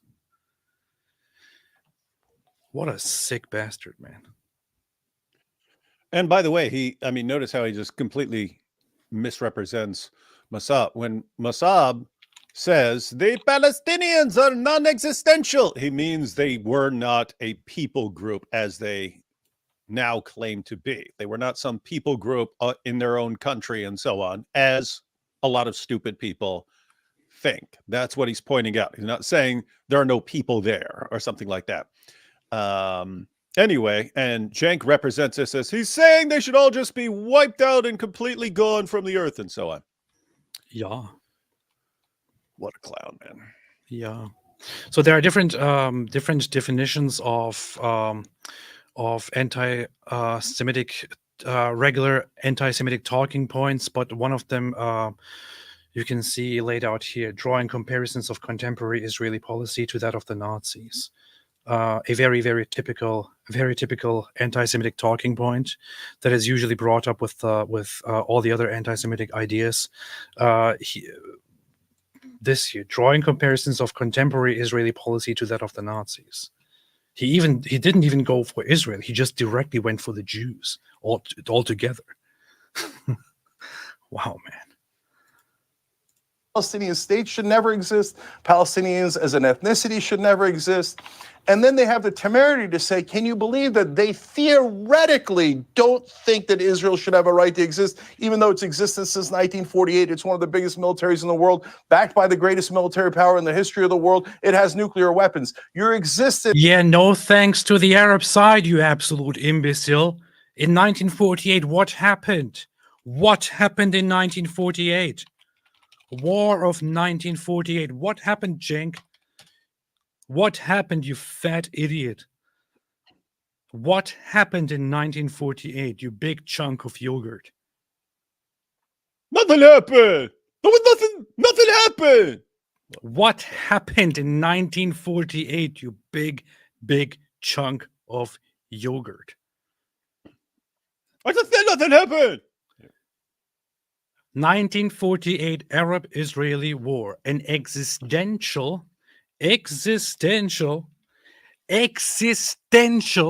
war fought between Israel and Arab forces from Egypt, Transjordan, Iraq, Syria, and Lebanon. The war formally began on May 15, 1948, and ended on July 20th, 1949, although it followed a civil war that began after the passage of United Nations Partition Plan, which was also started by the Arab side. This fight was an existential war for the eradication or the prevention of the independence of the Israeli state, and was started by the Arab nations, first by the Arabs in the land, and then by the surrounding Arab nations, which invaded the land and tried as good as they could to prevent Israel from becoming an independent state. They were trying to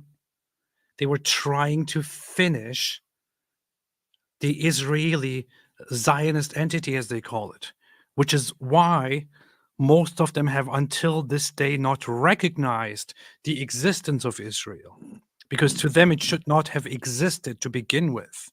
When, on the other hand, the Israeli side, from the very, very beginning, in 1947 and 1948, acknowledged and said, if the Arabs living in this land alongside our borders want to establish their own state, it would be upon us to recognize them and to try and find a peaceful solution with them. This is the contrast between the Jews and, let's just say it as he wants to say it, the Jews and the Muslims, the Jews and the Arabs. The Jews said then, if the Arabs want to declare their own state here, we will have to, recognize each other and work toward living together. The Arab side or the Muslim side said, no recognition, no peace, no negotiations. We have to destroy the Zionist entity and kill them. That's the contrast. This Cenk Yogurt here is completely misrepresenting the history, and you are the Nazi. You are the Nazi supporter. You are the Nazi here. Hey. What? Hey, AP, I'm going to mute myself for a second just so I can. I want to put this clip of Mosab saying that Cenk would eat his own children. I just want to get this right, so I have to listen to it for a second. I'm going to mute myself. Yes. 3 no's, indeed. The 3 no's were that no peace with Israel, no negotiation with Israel, no recognition of Israel. It was formalized later on in the 1967 war, but that was generally the attitude of the Arab nations toward Israel. That was always their idea. This is rock solid. You're murdering Palestinian But that doesn't. Hang on, Cenk. Wake Cenk, up. let me jump in there. Wake up. But Cenk, that doesn't So change you didn't the jump fact. in as the Yeah, but lunatic was saying things, but go ahead. Cenk, that doesn't change the premise of the argument that Hamas, Hezbollah, the Houthis, the Iranian regime, none of them accept the existence of an Israeli state. And they are all wedded. Piers, well, hang on. Let me so finish. glad you're bringing Let me finish my question. Okay, and they're all wedded to its destruction. That's the point. It's not a question of whether it does exist. No. It's that all those groups want to eradicate it. They're open about it. Okay, Piers, let's look at your framing. Okay, so in the reality-based world, Palestine does not exist because Israel is blocking its existence.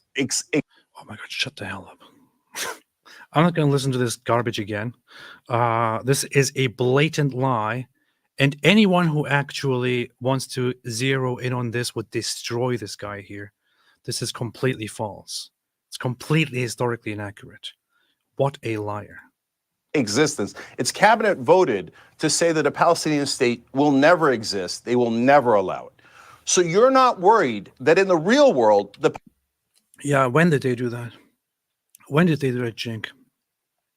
You mean after 50 years of trying to find a solution? Palestinians are not allowed to exist, and if they resist at all their brutal 57-year humiliating occupation, they're called terrorists. They're the worst people on earth. We should hate them all, and they should never be allowed to exist. That's the real world. Israeli Show me official policy for that. Show me official evidence for that. exists and is one of the largest militaries in the world. Yeah, but you're missing my point again, deliberately. I think you're deliberately missing my point. Hold on. Okay, Piers, let me finish.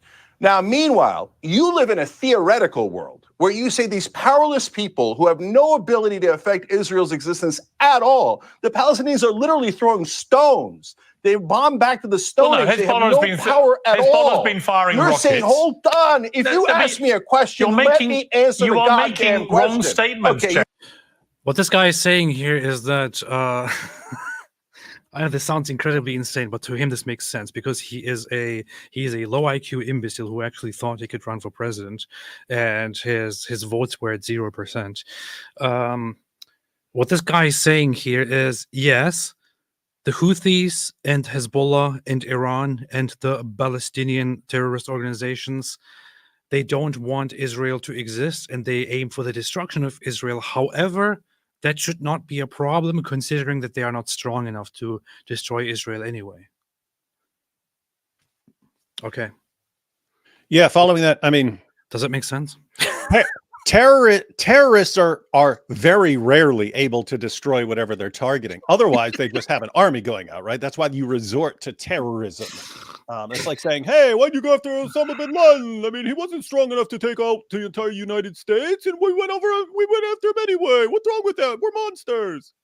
So we shouldn't fight back against murderous terrorist organizations. Nope. We shouldn't fight back against murderous gangs. We Now you're shouldn't getting fight back against violent murderers, because they are at this point too weak to destroy us anyway. So let's just Now you let's just let them have their way, and to inflict all kinds of violence and take lives and attack us and all that. We shouldn't be doing anything against it. Let's just allow this to happen until they can gather more and more and more and more and more strength, and then they can get to the point where they can actually destroy us. Then we have to fight. Who is not that stupid, Cenk? Jews.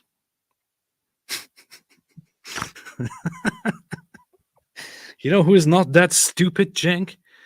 Israel. And I'm very glad about that.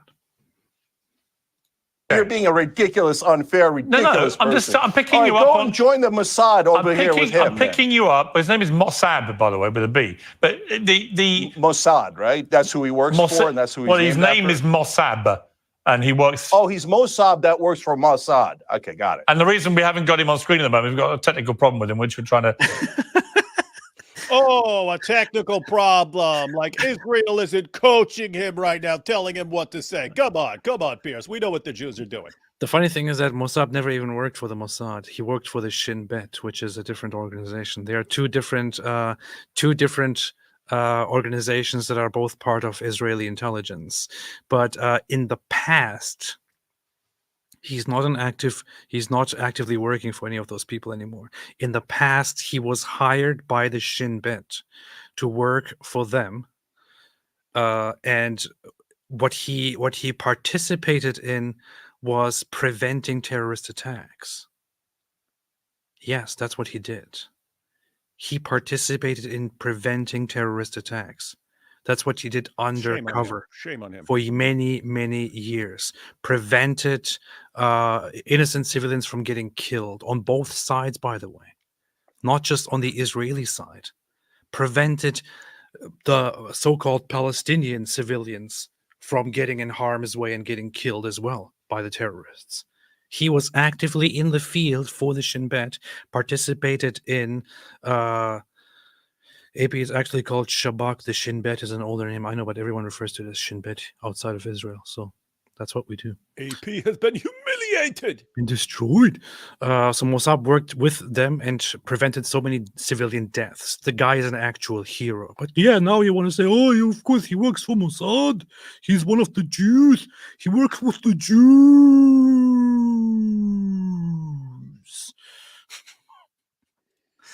So you and I will keep talking. No, I think that you're deliberately. I think you're deliberately avoiding the point I'm making, which is No, I'm getting to the point you're making. If you stop cutting me off. okay. But you're making So misleading do I statements. think You're that saying Iran you're saying these people are throwing rocks at Israel. They're doing a lot more than throwing rocks. Hezbollah's been firing they're rocket throwing after bombs that are rocket not after landing rocket at all. after rocket. Hamas has been launching terror attacks. The Houthis have been firing rockets. The Iranians are funding it all. It's not just rock throwing, Cenk, is it? Okay, Piers. We're just throwing rocks. Sound. This is the When this guy says Houthis, I just think of Hooters. It's like, Why can't you stop thinking about Hooters, man? Pervert. I can't stop thinking about Hooters, man.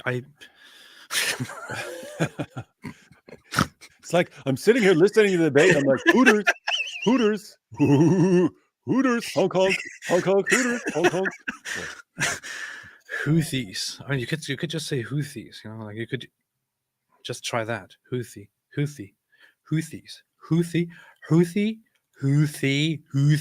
don't have to say Hooter. Houthis. So, By the way, for everyone who wants it, I did share the little 30-second clip of Mosab saying that Cenk would eat his own children. That's on Twitter. Good. That's on Twitter now. If anyone wants to use that. okay. good. Piers.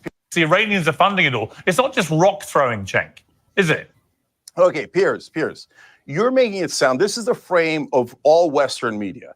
That the Palestinians and the Arabs and the Muslims are so strong, they're about to wipe out poor little Israel, who's barely existing right now. Poor little David and this Goliath Arabs are They want to take you out, David. about to wipe them out. Are you crazy? I said they In would the like real world, to. Israel is the. Okay, what an absurd thing. Okay, so here, Piers. African National Congress resisted the apartheid in South Africa.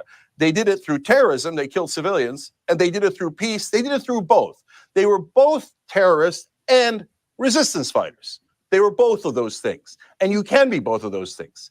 What you would say right now is the African National Congress didn't want white South Africa to exist.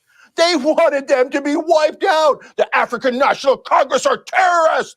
They're the worst people. They should. We have to keep apartheid because those guys are terrorists. We have to keep apartheid. Hey. They don't want South Africa. Hey, yo, Cenk, look, when you try to imitate messed up people, you just sound exactly like yourself when you get hyped up, so it doesn't work. When you try to like, hey, these guys sound like idiots. They sound like this. They sound like that. That's exactly what you sound like. It sounds like it would be like Muhammad Hijab being like, so listen, you know, when these Christians come along and they're like, oh, me strong than you. Don't believe. That's what you sound like. So I don't. It works it works for some reason when we imitate people because we imitate people who don't sound like us. He literally just made his opponent sound exactly like himself. That is weird. Maybe he would eat his own kids. I don't know. I just don't understand. Why is this guy popular? Isn't that the mystery? It's like Ali Dawa. Like even though you explain like, oh, you know, he was popular with kids and stuff because he sounds like a cartoon character or whatever. I still don't get it. Like I can explain a little bit of popularity, but not that much. But it's the same with Chunk Yogurt here. It's like, okay, I could understand some people being stupid enough to follow this guy, but and they've declined over the years from their popularity that they had like 7 or 8 years ago. But still, what did people see in this guy except for just constantly misrepresenting everything and whining like a baby and accusing everyone of every insane conspiracy known to man? The guy sounds like a complete imbecile. He's the only person in the room here who thinks it's actually a reasonable position to hold that if Hamas and Houthis are not strong enough to destroy Israel, then you shouldn't really blame them for wanting to destroy Israel. This guy is just I don't know why in the world this guy is even relevant, and why is he here on screen? Why are we forced to listen to this guy? It's possible that Piers knows what he's doing. Let me get Cenk on here versus Mosab. This is going to be hilarious. And just look at this stupidity here. Uygur was raised in a secular Muslim household, but became more religious during college. He says that he then became agnostic. What a loser. And is now a stone-cold atheist, although he still identifies as a cultural Muslim. When convenient. When convenient. Still out there identifies as Muslim while being a stone-cold atheist. Yeah, especially cultural Muslim. Like, what do you mean? Do you dress like a Muslim? Do you what? Like when Dawkins says he's a cultural Christian, he explains what he means by cultural Christian. We kind of understand what you mean. You've been significantly influenced, and you're a cult. You come from a culture that has been largely influenced by Christian. What does he mean? Like, what of his life is derived from Muslim principles? A D in high school calculus? Nothing. I don't want to laugh about this. Hey, it can happen. It can happen. Look. Hey, look. The Wharton School of the University of Pennsylvania was like, okay, you got a D in high school calculus, but that's an all-time record for anyone from Turkey. So Shut up. This guy's a mathematical genius from Turkey. Oh man, this is freaking weird. He was a right winger in the early 90s. Huh, interesting. Whatever. Exists as it currently is. So no, that's absurd. So if you say to me, should Israel exist? Of course Israel should exist. Of course they should be a safe haven. But they're saying, no, Cenk, you're right, Israel should exist, but Palestine shouldn't. And you're saying I'm the one that's being unfair? I haven't said that. Why are you putting words in my mouth? Of that? Why are you putting words in my mouth? I never said that.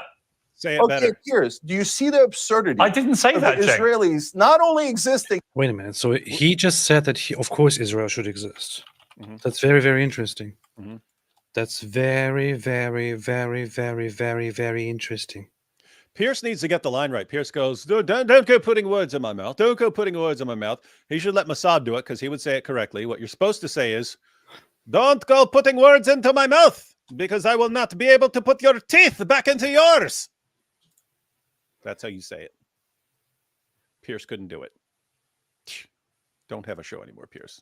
Learn the lines or don't respond. This is very, very, very, very, very, very freaking weird. Why do you find this interesting? He said Israel should exist. What's the problem?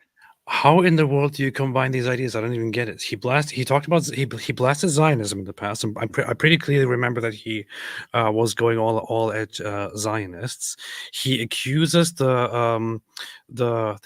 he accuses Israelis of coming from Europe and then wanting to live there while not allowing the other side to live, which is nonsense. You can only make such a point if you're going to accuse, if you're going to prevent, or if you're going to want to reject Israel's right to exist and then just refer to that as an occupation or as stealing land, whatever it is. I don't even get it. If you have a problem with Israel, with Israel coming into existence, if you don't have a problem with Israel coming into existence and you believe Israel has a right to exist, then what in the world are you actually arguing about here when you talk about the history of Zionism, when you talk about the history of Israel? Apparently, this guy doesn't know anything about the history of Israel. The only explanation that I have right now is that this guy doesn't know anything about the history of Israel. It could be that he is a liar. However, it could seriously be the case that this guy is actually dumb and uninformed, and yet he still refuses to learn about the history of the conflict. He still refuses to learn about the history of the region, and then makes comments on it because he has repeatedly accused the Jews of coming and stealing the land and wanting and refusing the Palestinians to exist in their own land. This is nothing that happened. This never happened. I hate to speak in Cenk's defense, and I do not know enough about his views to say whether this is his view. But what you're saying right there, as far as him complaining about Israel coming and stealing the land and stuff, and while simultaneously saying Israel has a right to exist, that was actually Christopher Hitchens' position. He said that it was a mistake for Jews to get the country back. That was a big mistake. He said this was inevitably going to lead to endless conflict. But he would say, but now that Israel's here, it's not like you can just kick people out. So now that they're here, they do have a land. But it was a mistake letting them have the country in the first place. So I don't know if that's Cenk's position, but that would be a reconciliation if he's saying, yeah, they were bad for taking the land and shame on them, but now that they're there, of course, they have a right to exist. They should just give Hamas their state too. Hamas needs a state. Everyone needs a state. Here you have this thing again. You guys are absolutely delusional. It's Israel that is not allowing the Palestinian state to exist, not the other way around. And Israel runs a dictatorial occupation of the West Bank and Gaza Strip. But democracy for me and oppression for you is not what it's called democracy. He is repeatedly making this same claim, which doesn't make any sense. And it is just a blatant, complete lie. Is anybody calling him out on this, on the fact that this is completely made up and this is a complete lie?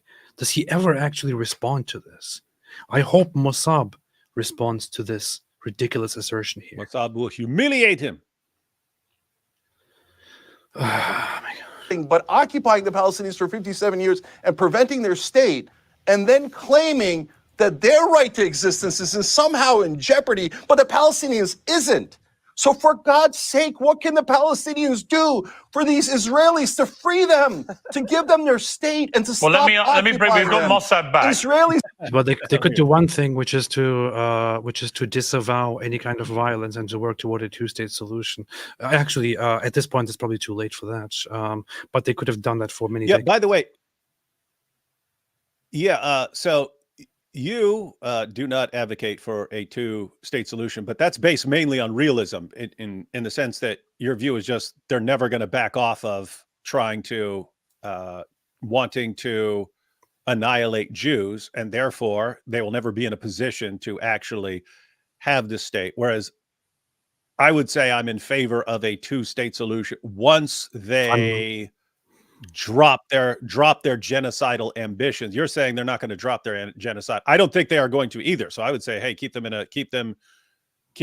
in a spot under some kind of control until they drop it, which may never happen. But what if they actually did just drop their ambitions of slaughtering Jews, and you somehow could verify that, yes, they are not going to want to slaughter Jews? Would you then be in favor of a two-state solution? So I say it again. If hypothetically the people of the Palestinian territories were to actually drop their ambitions of getting rid of Jews and Israel, and they were to desire peace, would you then be in favor of a two-state solution? But That you're would saying mean- that's not going to happen, and that's right. That would mean that they are no longer Palestinian and that they have let go of their religious beliefs and they have completely changed and turned into completely different people. Yeah, in that absurd scenario, I would probably say, yeah, I mean, you could probably try a two-state solution, but it's never going to happen anyway. So I would say that there is a very that the only solution looking forward, and I think Israelis should be honest about this to themselves. And I know lots of people on the right and center in Israel are. By now, lots of people on the left are still quite delusional in Israel about this. Maybe they should be more honest about it and more serious about it, or inform themselves a little bit more about it. I think the only solution looking forward would be to have a population exchange and to safely relocate all of those who seriously have an ambition of taking all of the land or having a right of return or all of that. Those people should all be given the solution to go and live somewhere else. Hey, there's an we've got an entire continent no one is using. It's called Antarctica. The entire continent right there. I think Israel should annex the West Bank, Judea and Samaria. It should officially become Judea and Samaria, and internationally recognized, should become part of Israel. I think Gaza should be left. People should go to Gaza if they don't want to, if they want to go somewhere else and live there. Israel should enforce once again a complete blockade, which should be internationally recognized and should have a complete distance and guaranteed safety from Gaza, where they can then do whatever the hell they want. And others could have the opportunity or the means to go into go to a different land and live there. Only those who firmly and clearly are proven to not have any ambition to work toward the destruction of Israel or the killing of Jews and so on should be allowed to live in Israel and should then be given gradually the right to obtain citizenship, as it was done in the very beginning. Arabs didn't immediately have citizenship. They were given citizenship gradually over time. The same thing should be done now with those people who want to remain behind, but there needs to be a population exchange, and Judea and Samaria should be officially internationally recognized as part of Israel. That's it. I don't think that there is no solution possible with there is no two-state solution possible, and absorbing the populations into Israel and making them equal citizens would be even worse than having a two-state solution. It would be suicide. It would be literally suicide for Israel.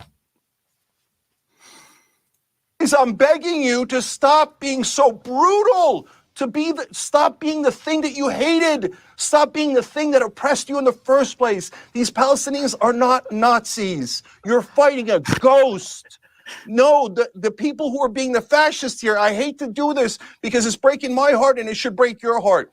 You're being the fascist. You're the one. Oh, Cenk calling people fascists. How original. How do you look at those children being starved to death in northern Gaza and not see Jewish children in Germany in the 1930s and 40s? How do you not see that? It's the same exact image. Snap out of it. Oh, but Cenk, The same Wait. See Jewish children in Germany in the 1930s and 40s. How do you not see that? It's the same exact image. It's not the exact same image, Cenk. What in the world are you talking about? It's not. This is such an insult. It's like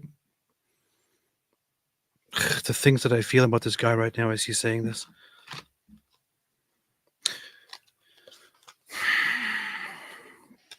You know, we recently went to the Holocaust Museum, you and I, and went through everything again fresh. And as I was there, I was thinking to myself, it would be good, it would be fantastic to offer trips to a Holocaust museum for all those idiots who go online propagating dumb ideas and comparing this to Nazi Germany and whatever it is. Hey, how great a video would that be? Like, we take Jake Shields and Syrian Girl and a couple of the others on a trip to a Holocaust museum and discuss everything along the way. Jake Shields. You gotta watch Shields out. Jake Shields might walk into the corner and start whacking off and stuff like that because he'll get turned on by all that stuff. Well, the thing is, he has brain damage. With him, it's a little bit difficult. It's hard to tell what the outcome would be. With Syrian Girl, she's paid by the Syrian government and the Russian government. I don't think that there's must be nice. I don't think that there's anything that you can do. She lives in Australia and she's paid by Syria and Russia while she's having sex with kangaroos.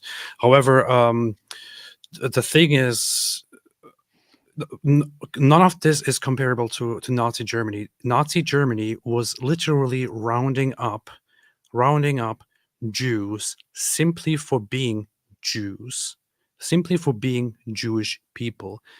Civilians who weren't engaging in anything at all, who weren't fighting or resisting or stabbing people or whatever it is, which is what usually happens on the Palestinian side. They were rounding up the Jewish people simply for being Jewish and looking for a solution to get them out of there. Eventually, they decided, you know what, it works if we have them transferred to a place outside of Germany, outside of everyone's sight, out of mind. And on the road there, you know, lots of them die. We kill them. And then once we put them into the camps, we can easily exterminate massive numbers of them and get rid of the evidence immediately. And that's it. Even many of the people in the camps don't know what happens. They think that they are just being forcibly separated, and these others who are taken away from them are just going to are being taken to a different camp, being taken to a different place. That's what they think. What actually happens is that they are taken underground and put into a gas chamber, gassed, 1,000 of them at once. After which they are then put into the crematorium and turned into ashes. Just because they were Jews. And we have it on record. We have the Nazis on record admitting to this, planning it all out, drawing the maps of Jewish populations in Europe, and planning on bringing the numbers in all regions to zero of Jews. That's what they were doing. That is what they were doing, what Nazi Germany was doing. How sick do you have to be to compare that to Israel, which is literally putting in the major effort to evacuate civilians? If Israel was in any way or form similar to those inhuman, sick animals, they would not put any efforts into evacuating civilians. They would just carpet bomb Gaza and get away with it. Wasim Hermes said, wouldn't APR clowns support terrorists in Israel? You follow a terrorist for your religion. I don't know what you're talking about. Wasim humiliated us. Your mother is a terrorist. She brought you into the world. She would eat you if she could. Snap out of it. Oh, but Cenk, Stop being the thing that you hated. All right, Cenk, before I go to Mosab for a response, how do you not see, conversely, that what happened on October the 7th was to Jewish people not dissimilar to what the Nazis did to them in World War II? How do you not see that No, parallel? it is not similar at all. It is. At all, Piers. It is. No, It's a group Piers. wedded to No, the destruction Piers, of freedom Let fighters. me finish Stop my saying the same question. things. It is a group wedded, in the case of the Nazis, to the eradication of all Jewish people, as indeed are Hamas. What's the difference? Okay, this is a convenient talking point to justify. What's the difference? Actually preventing the Palestinians from Tell me existing. the moral difference. What is wrong with you people? Tell me the moral in difference. Reality, yes, of What course. do you mean, I'll tell you this. people? What they did on October 7th was terrible. I hate any civilians being killed. I hate terrorism. That is why Netanyahu is an awful, disgusting terrorist. Answer the freaking question, man. What's the difference? He's killed 30 to 40 times the number of civilians that Sinwar did. What an awful, despicable terrorist he is. So now guys, October 7th can be terrible, but at the same time, you can acknowledge the power dynamic of who is stronger and who is not. Why does that make a difference? Because the Nazis were the more powerful force. They had every ability to wipe out the Jews, and they tried. The powerful force, Goliath, the Nazis were horrible for what they did to the Jews. When the French resistance fought back and killed German civilians, it might have been the wrong strategy. It might have been immoral to kill German civilians. But the French resistance was not, oh, they're trying to wipe out Germans from existence, so the French resistance is bad. They should surrender to the Nazis. No, they were the powerless. The powerless always do ineffective violence that we call terrorism. And then to say, no, it's their fault. Okay, there's just one thing here that this guy never actually wants to address. At this point, I'm convinced that this guy is actually an idiot. Okay, at this point, I don't think that anyone would actually give him the money to propagate on their behalf. So I don't think that he's paid to do this kind of stuff, because the guy is an imbecile. I mean, if I wanted to hire somebody for my cause, I would definitely not hire Cenk Uygur. Why would I do that? Why would I do that? It would be. Hey, Cenk, I'll give you $10 million to go on Piers Morgan and sound like a complete freaking idiot while Mosab mops the floor with you. If anything, maybe there is a look. Now I'm going to become a conspiracy theorist about Jews and argue that maybe Israel is paying Cenk Uygur. Now that would be funny. That would be funny if all these guys, Syrian girl, Jake Shields, Nick Fuentes, they're all paid by Mossad. It's all part of their brilliant plot. Maybe Israel is paying Cenk Uygur to go out there and to make the enemies of Israel sound like complete morons, because it's working very, very well. It would explain a bit. This guy is just a complete imbecile. He has no idea what he's talking about. He is such an imbecile. Okay. That the powerless are going to somehow wipe out the powerful. He never addresses the actual point, which is, yes, Hamas believes explicitly in the eradication of the Jews. For example, will he ever address that? Will he ever actually talk about that? No, and AP, I mean, Piers should be smart enough to do this, but Yeah. actually make it a parallel. Say, wait. Okay, you're comparing Nazis and the French resistance. Imagine if the Germans are sitting there in their country and there's this group of French people who are committed to the idea, and it's the majority of the people of France, and they're committed to the idea of completely exterminating all Germans and taking over, and they launch attacks and go start killing Germans, and then the Germans invade to stop them and kill the people who are responsible. And then the French resistance says, oh, look, the Germans are invading and hurting us. Oh, no, after we slaughtered a ton. Make it applicable to the current situation. I would like that. I think what Cenk should be doing is here very, very simple. Ask Cenk a very, very simple question. Do you or do you not acknowledge that Hamas openly states that they want to exterminate the Jews? Yes or no? Then see what he says. Okay. Maybe they said that when they're a little emotional one day because they're sad about the Jews stealing their land, and Netanyahu is worse. Netanyahu is worse. That would be the response. No, I'm going to tell you what he's going to say in response to that. What he's going to say in response to that would be, it doesn't matter because they're not strong enough to eradicate the Jews. Okay. Well, Israel is not strong enough to eradicate all of the Palestinians and get away with it. Therefore, we shouldn't be worried about it. Okay. It goes both ways, man. Oh, you're framing it in a way that is totally hypothetical and theoretical because you want to avoid the reality Oh, they only want to hypothetically eradicate the Jews. Okay, well, of what is actually happening in the world, which is the Israelis wiping out the Palestinians, slaughtering them tens of thousands All right, let at me a bring in time. Mosab. they're wiping out the Palestinians by killing less than they are born Palestinians, and they're eradicating them by letting their population boom threefold, fivefold, tenfold. That's how they're doing it. Jews are really bad at eradicating populations, man. And I mean, think about what he just said. It's all hypothetical because they're weak. They're too weak to actually do it. They're too weak to actually wipe them up. Why?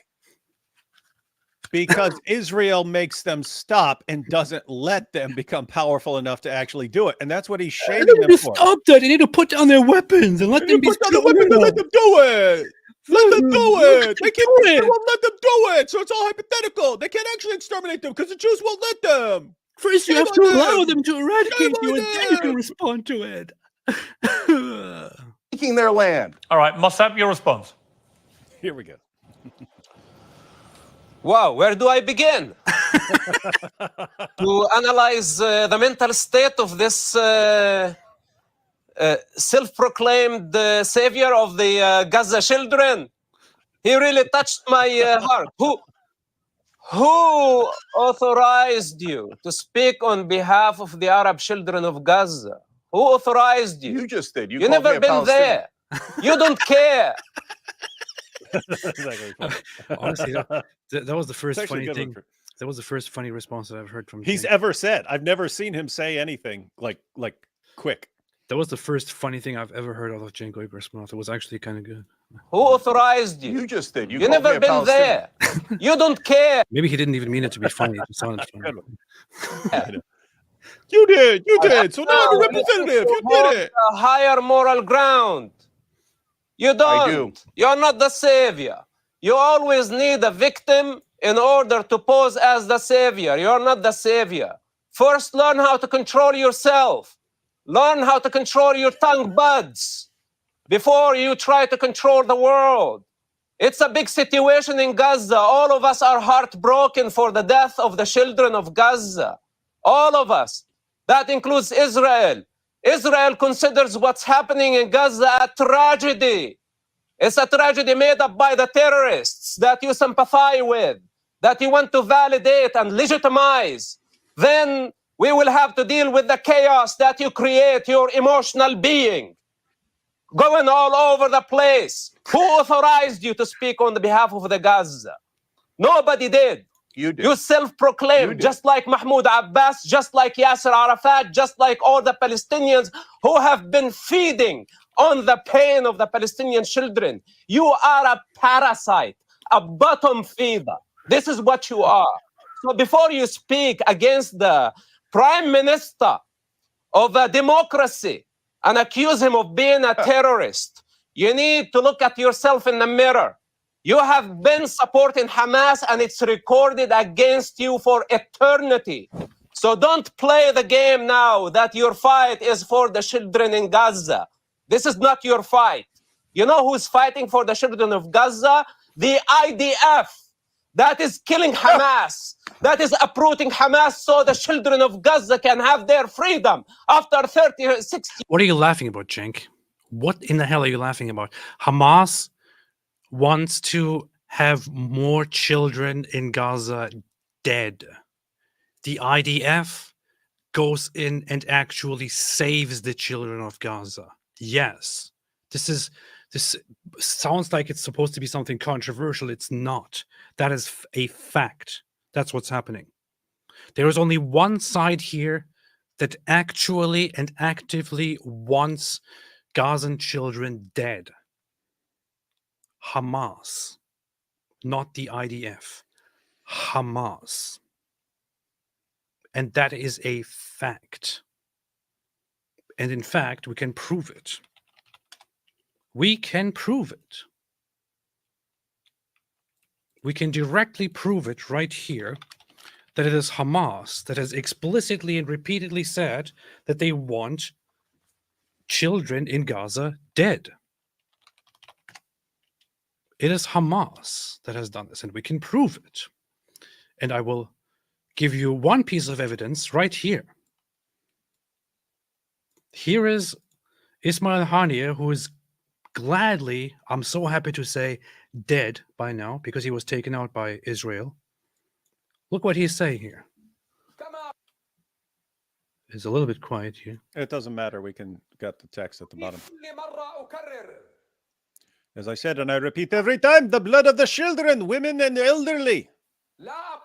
I do not say that it shouts out to you, but rather we need this blood so that it will ignite within us the spirit of revolution, so that it will arouse within us persistence, so that it will arouse within us defiance and a forward advance. Did you hear that? Did you read that? Did you see that?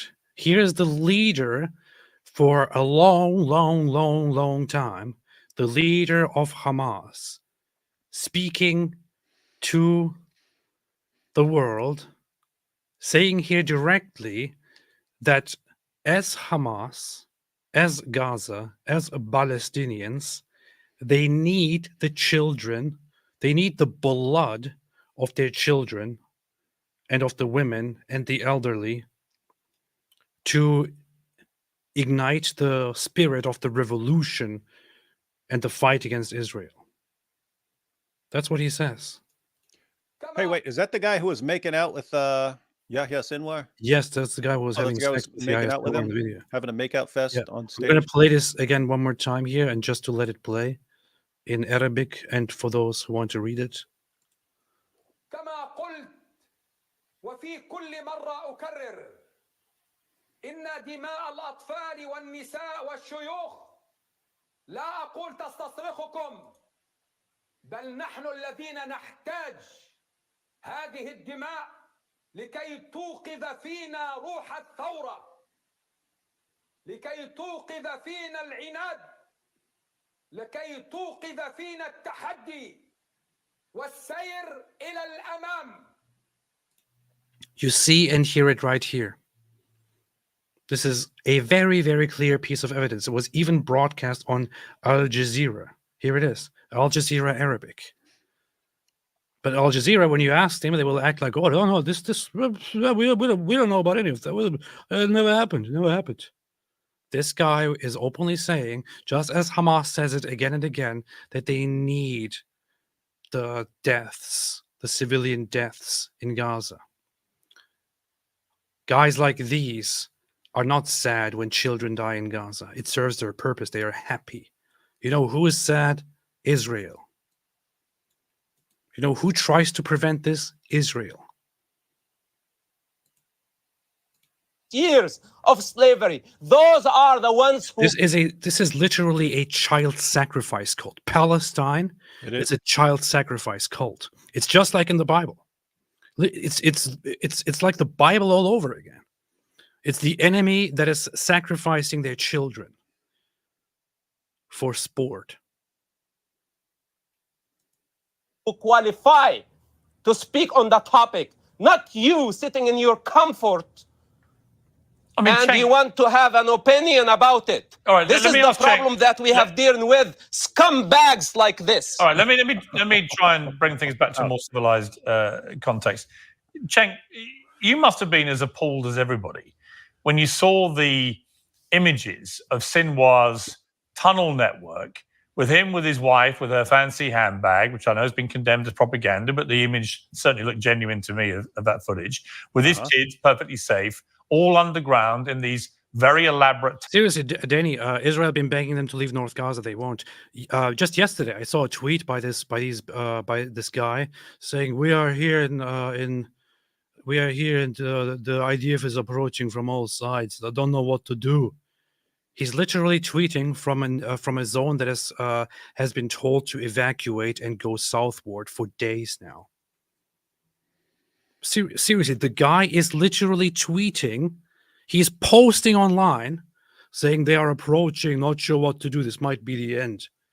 He's sitting in the middle of a war zone that he was told to evacuate, chose to stay there, chose not to go for the evacuation efforts. and says, "Oh, we might die soon." Well, boo-hoo.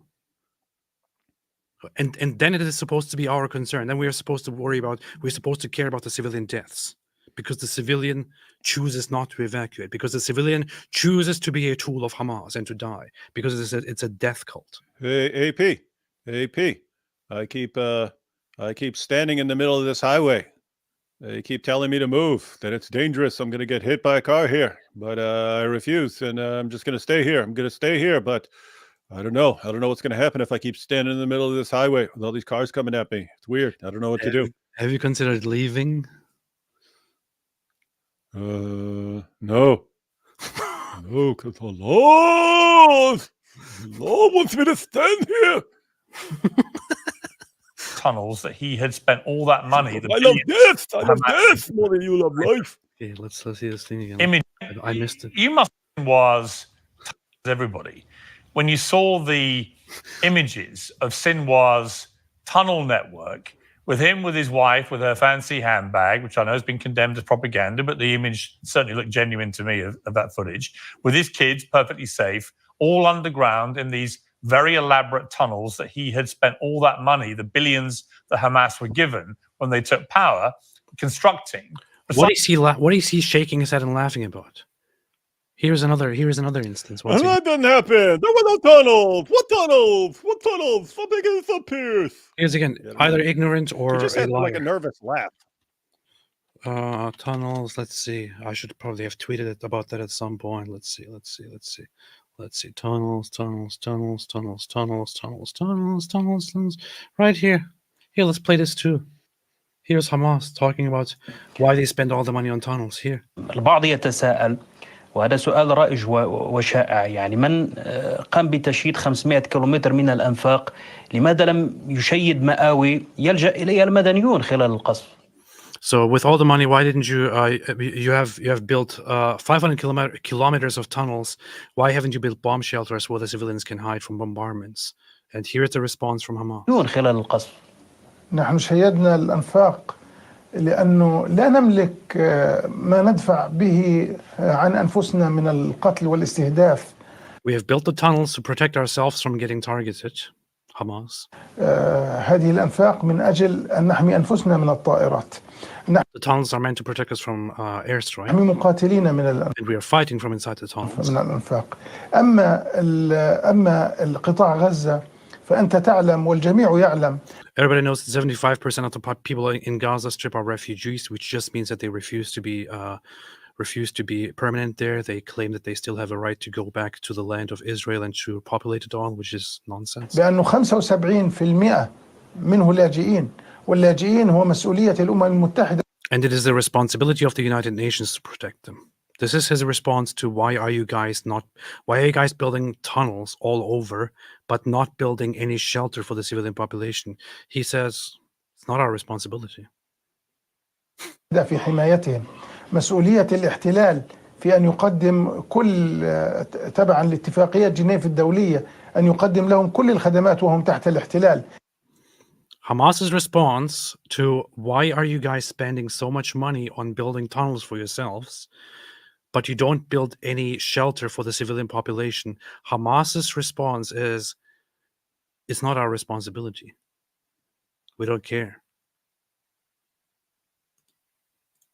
Precisely so that people like him could be kept safe and his family, whilst after perpetrating the horror of October the 7th, he knew he was immediately condemning regular Palestinians in Gaza to death, women, children, and everybody else who would die as Israel responded to this appalling terror attack.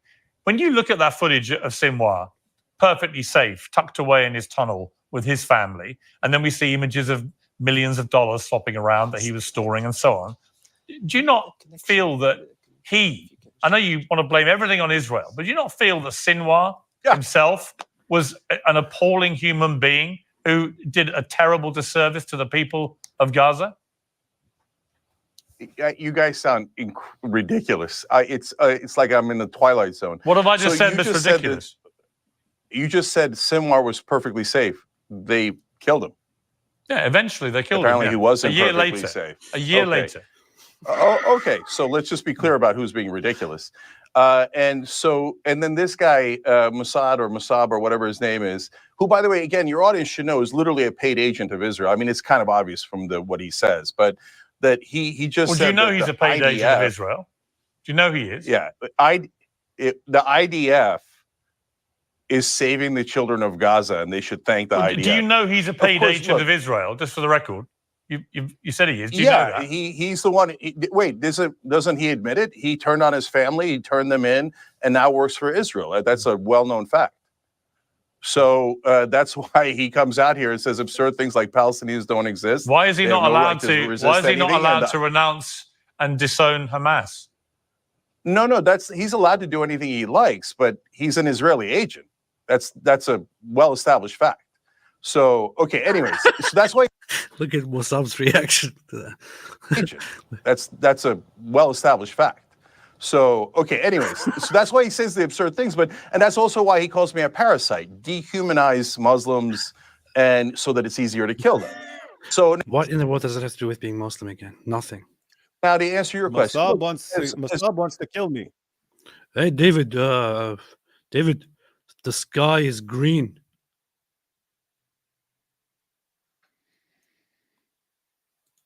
Do you agree with me or not that the sky is green?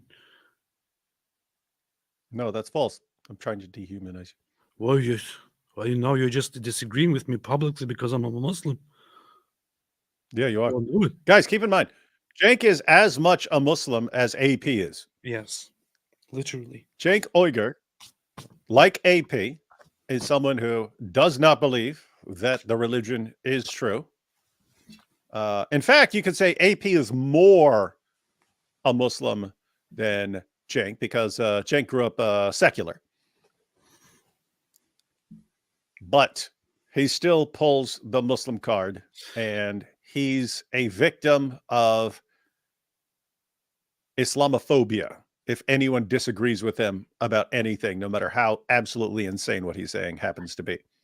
At this point, Mosab should be using the oppression card too. He's a Christian. He converted to Christianity. He publicly he could use the Muslim card as much as Cenk could. They're both ex-Muslims. Yeah, they're both ex-Muslims. So but no, you are disagreeing with me because I am a Muslim. What is wrong with you? You're he could say he disagrees with me because I'm a Muslim, and he's also against me because I'm a Christian. Mm-hmm. And they disagree, hates me because I am a Palestinian. And I do not eat my own children. I got no love for any of these fundamentalist Muslim leaders. You got the Ayatollah. It's oppression in Iran. I don't want it.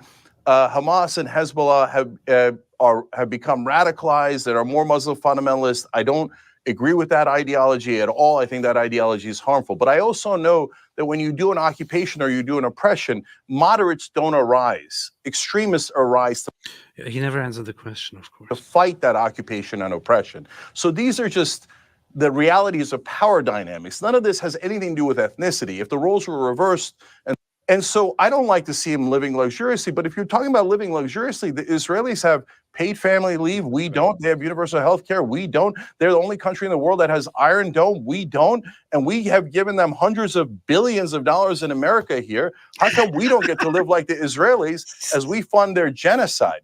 And so, look, if it was Jewish children that... Cenk, how much of the United States budget do you think, what percentage do you think goes toward Israel?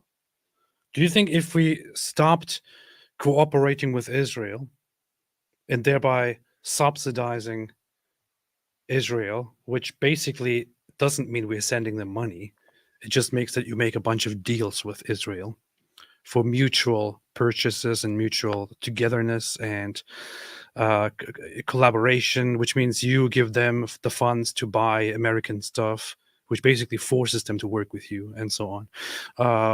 Do you think if we didn't do any of that, do you think we would suddenly have the means to just get everything for free here in America?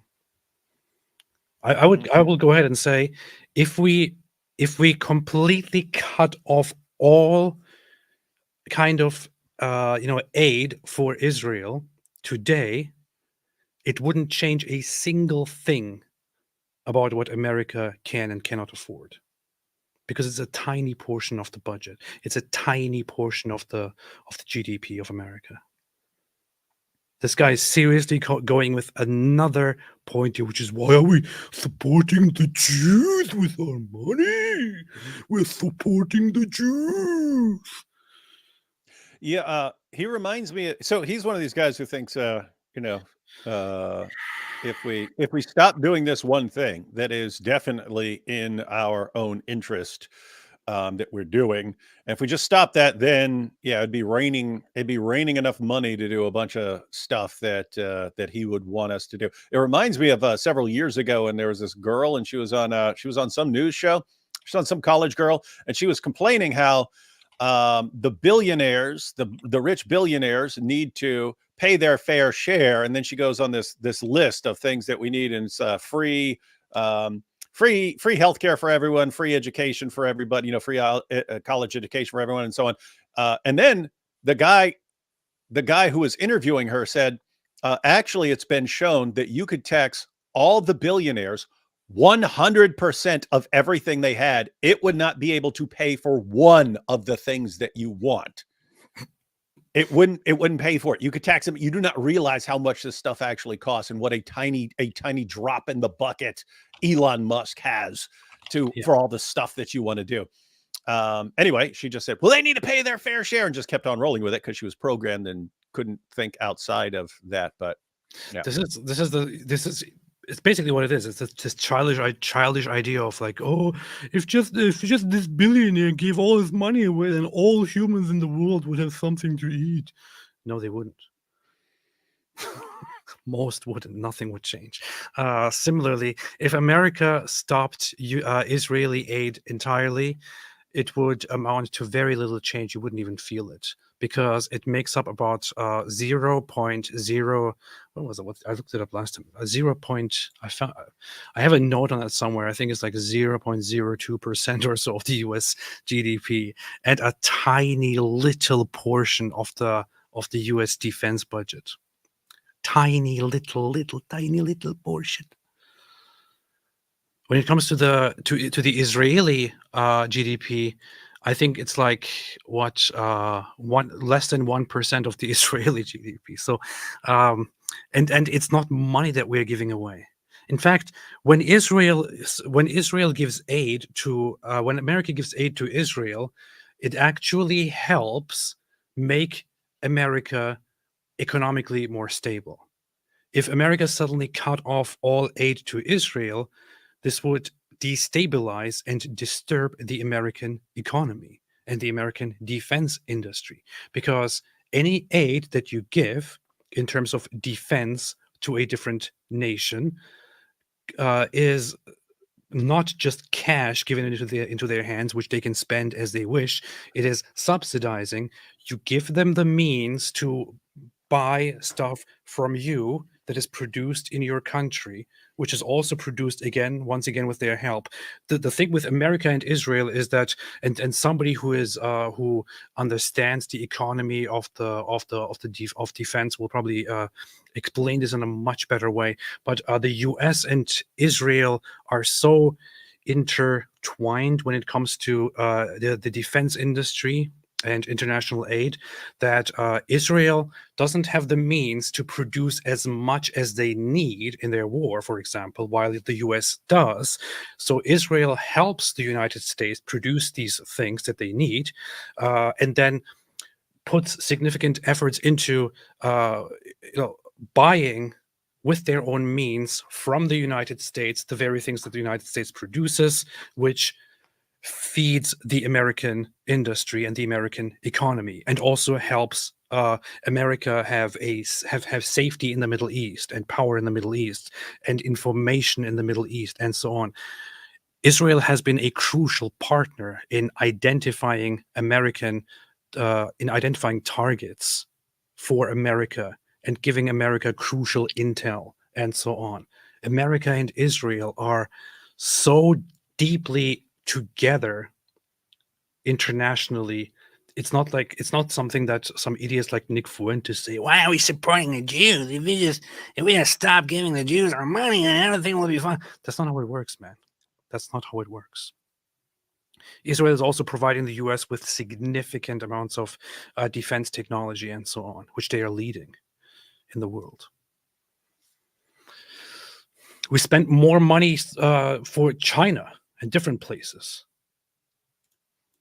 That a Palestinian state was murdering at this level, a shot to the head, starving them to death, I would hope that we would all be moved to help the Jews in that context. If we are not moved to do that, then we haven't learned anything. That never again doesn't mean anything. But if it's not Jewish people and it's Palestinians, we should have the same exact sympathy. But I don't see that anywhere. Yes, this is why we should destroy Hamas.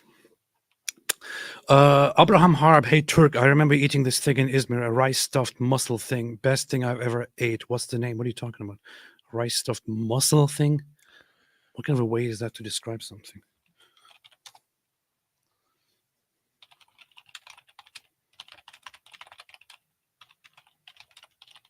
Talking about a mussel out of the water, man.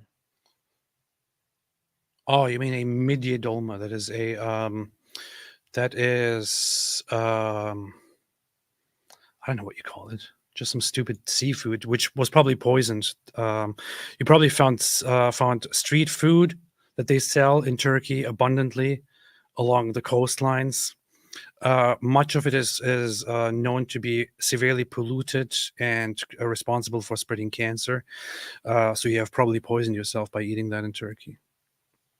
Bad news to you, Abraham. If you are suffering from cancer right now, it's probably because of what you ate in Turkey. I'm sorry to be the one telling this to you. Yeah, just next time eat turkey. Yeah, stuffed mussels, stuffed midye dolma. That's what it translates to. That's what they call it. That's it. That's all I know about it. Prono22 gifted 5 memberships. Thank you so much. Appreciate it, Prono, as always. That one Jewish girl. What's up, that one Jewish girl? Mosab looks hot in the jacket. Marriage material. This is true, but you say that about everyone, so I'm not sure what to believe here. Hey, do we know if he's got like a family, or is he like, does he have like a wife and kids or anyone? Does anyone know, or does he keep all that quiet? I think he before the war, he was far away from the rest of the world, living a private life with his family. He also said that before. He was just far away from everything. So he did his job, did his thing for the world, for Israel, and then went and lived a private life. When October 7 happened, he came back to the foreground and started speaking again. That's what happened. But yeah, he has a family that is far away from everything. It is probably protected very well. Can you imagine with his rhetoric, like with his kids, get out of line? I will eat you like Cenk Uygur. The funny thing is, the way he acts, the way he speaks, I'm pretty sure that this guy is like is an absolute sweetheart to children. You know? Pretty sure that's how it is. That's how it generally. That's how it always. But he also probably has stuff to keep kids in line. You do not know what it was like for children where I come from. Let me tell you how good you have it. Yeah, alhamdulillah. AP enjoys Cenk genociding his tidy whiteys. You see, that's what I do. Abu Baker, AP Shofar, how good? Show good. What kind of music you listen? Shofar, show good. That's funny. Shofar, show good.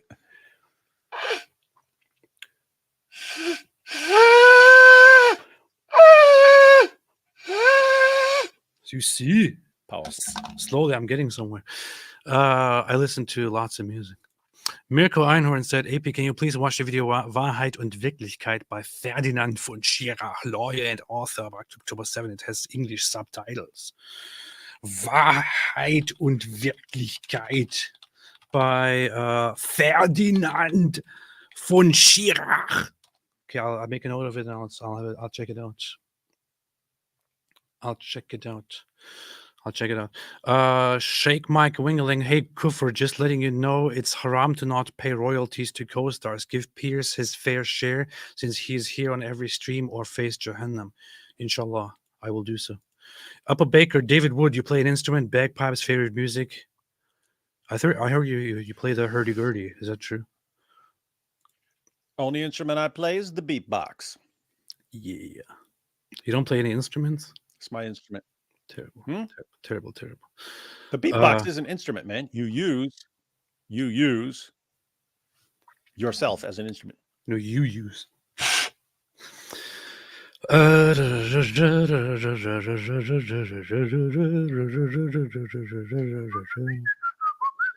appropriating Jewish culture. That's what I do. That's what I do.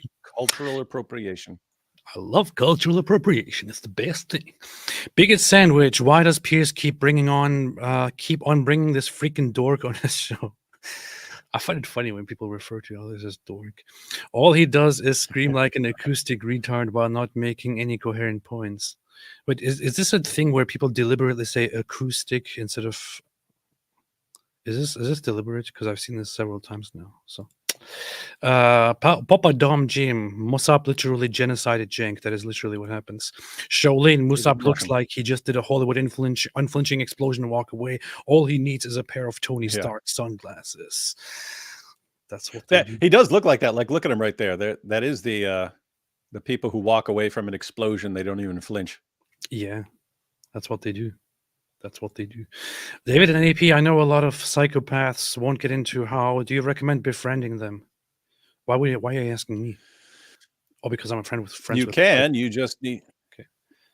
You can. You just need to be on your guard and know the tricks of that they will use. If you see them using them, you know it's not to trust them. That is exactly what they do. That's what they do. That's what they do. This reminds me of a video that that occurred recently in a place where we saw lots of bad things. There was at least one moment of relief for a second that appeared right here. Let's see. Let me see if I can play the video in a second. Abu Baker al-Paftari, hope Mossad deals with leakers, betrayed Israel. Inshallah, hope so. Elon Mosab always seems out of control. Okay, footage here. Footage. Okay, wrong footage. Absolutely embarrassing. Wrong footage. Amateur stuff. Amateur. Rusty Sobland. Mosab is going to. There's a whole wall. What is this, man? This guy talking. What are you doing? Pulling up random clips of some awesome dude. No, I was looking for a different footage. It will probably come up in a second. Hey, this was cool. Wait. There's a whole wall in there. That's matter of fact, it's two sides, but it's people who actually resisted, like Schindler's on there, right? People who actually resisted and tried to save Jews. But one of them was a Greek island, and the Nazis showed up and said, "Give us a list of all the Jews on the island." And the Greek bishop handed them back a piece of paper and said, "Here's a list of your Jews," and it was just him. On the list. He told everyone else to go hide. Wow, anyway, it's pretty base. Yeah, and that after that, I said, "Why are you telling me this?" That's not part of the video, but yeah, that's what I said. And the Greeks on that island saved all the island's 275 Jews. They hid them from the Germans who were demanding them. And then the Jews there started singing, "I'm an island boy." Elon says Mosab always seems out of control, but he's highly calculated. He spent 10 years undercover, where every wrong move could mean a cruel death. That's true. Yeah, if you heard someone, "You would eat your children," you think, "Oh my goodness, this guy's like out of control, just saying random stuff." No, he meant exactly what he said, and he planned it. Yes, it was calculated. That's true. That's true. And Shlomo B said, "Am Israel Chai Chag Samech." You see.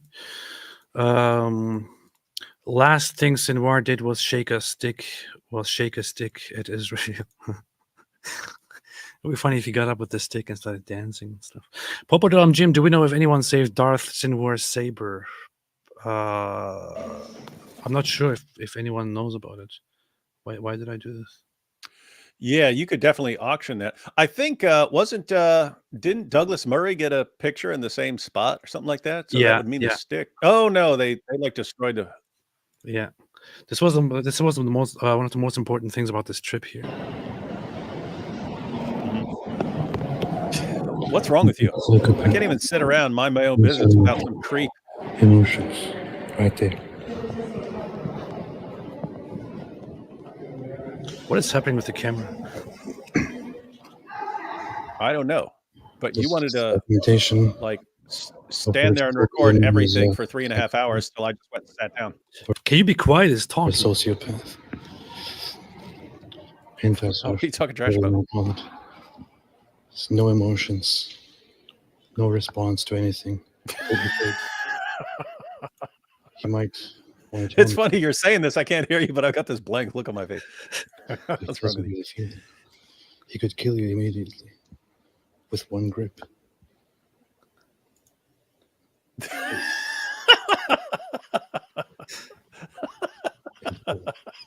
What's wrong with you? I don't even remember this. That's what's funny. Anything you can say for yourself? There are 5 lenses on that thing. I'm not sure which one to look at.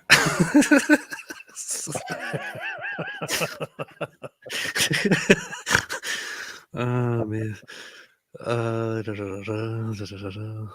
Will you guys watch the new JP versus Classic Donkeys D-word. debate?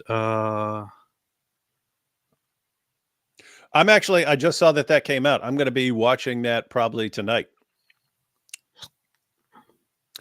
It's Jordan Peterson versus Richard Dawkins, moderated by Cosmic Skeptic. So got to check that out. That's true. That's true. Ravnis Rawanis II, yeah. Elijah Pettis says Cenk abandoned logic and went full conspiracy mode. Yeah, never go full conspiracy. Ideology says Cenk's side chick left the left. Billy, no mates. Alhamdulillah.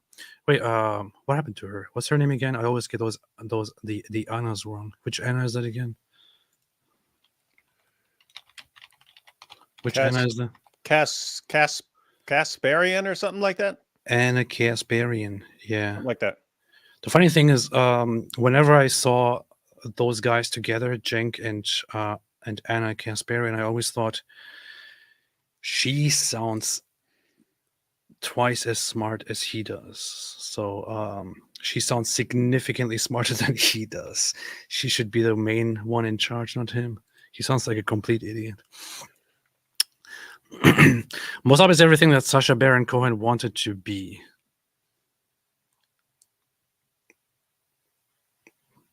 That's pretty offensive.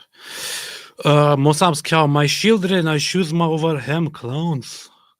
Isn't the fact the rat face was in RAF is a proof that they used children and innocence as shield? He's beyond gross. Alhamdulillah. Hunting shark. It's folly to suspect Cenk is being dumb. He's willfully spreading false narratives because the outcome is to get clueless fools to call for Israel to be dissolved and cheer on harm against Jews. Well, you can spread false narratives and be dumb. Yeah, I genuinely believe that he's completely stupid. I genuinely think that he's very dumb and incredibly ignorant. Incredibly ignorant. D said Cenk is a Turkish Alex Jones. I disagree here on one thing, which is, now I really don't like Alex Jones.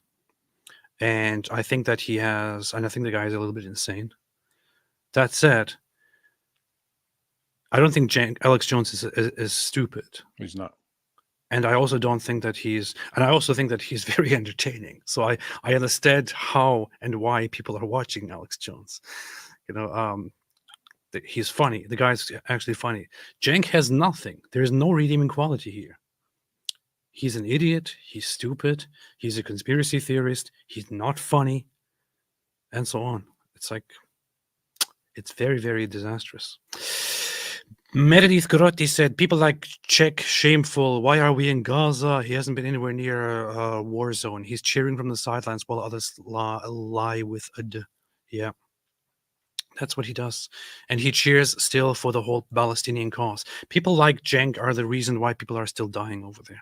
Abraham Harp, if Cenk Uygur is a young Turk and AP is younger, does it make Ali Dawa the real young Turk? Now, I'm pretty sure that Ali Dawa is actually Kurdish, not Turkish. So there you go. Pammaram, Jews were in Palestine for centuries before Islam was thought of. Romans named this land Palestine to bother the Jews. Cenk makes no sense ever. Yeah, they named it Syria Palestina. The idea was, they were floating the idea already, but especially after the Bar Kokhba revolt, they said, all right, name change now. No more Judea. No more Judea. change it to Syria, Palestina. That's how it happens. And that's why the Western people have been calling it Palestina and Palestine. And the Arabs adopted that from the Europeans. It's a European designation. It's a European name. Everything that they have, the so-called Palestinians, everything they have was taken from Europeans. They took the European naming of the place, Palestine. They took their flag from an English designer who designed the flag of the Arab Revolt. They take everything from the English. They have nothing of their own, and then they want to actually take the cities that Jews built from zero and claim that they were actually initially their cities and so on. It's terrible. Michelle B, the NYT trash reporting, so sad. They used to have high journalism standards. Yeah, they really went downhill very badly. Mumu Joe, letter I, that Israel shot and unalive kids. It's a war, sad, scary, but Chunky is saying that they're targeting kids. That's crazy. Yeah.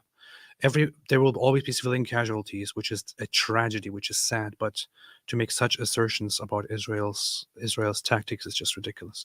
Cenk is about 2 more Piers appearances away from a heart attack. His hairline has visibly receded an inch since his Piers Morgan appearance in October 2023. Huh. That's a good observation. He does need, I mean, I don't know what his family health history is, but he does need to be concerned about what his constant freakouts are doing to him physically. Because he doesn't seem like an extremely healthy dude. Stop! You're being racist because I'm a Muslim! Because I'm a Muslim! Because I'm proud! You think proud people are stupid? Literally trying to help the dude. AP, what resources are available to find history on ancient and pre-modern Islam's treatment of gays? I have no idea. I want to refute arguments from Cenk's nephew. Does he have his nephew on with him now? I don't know, but pre-modern Islam's treatment of gays.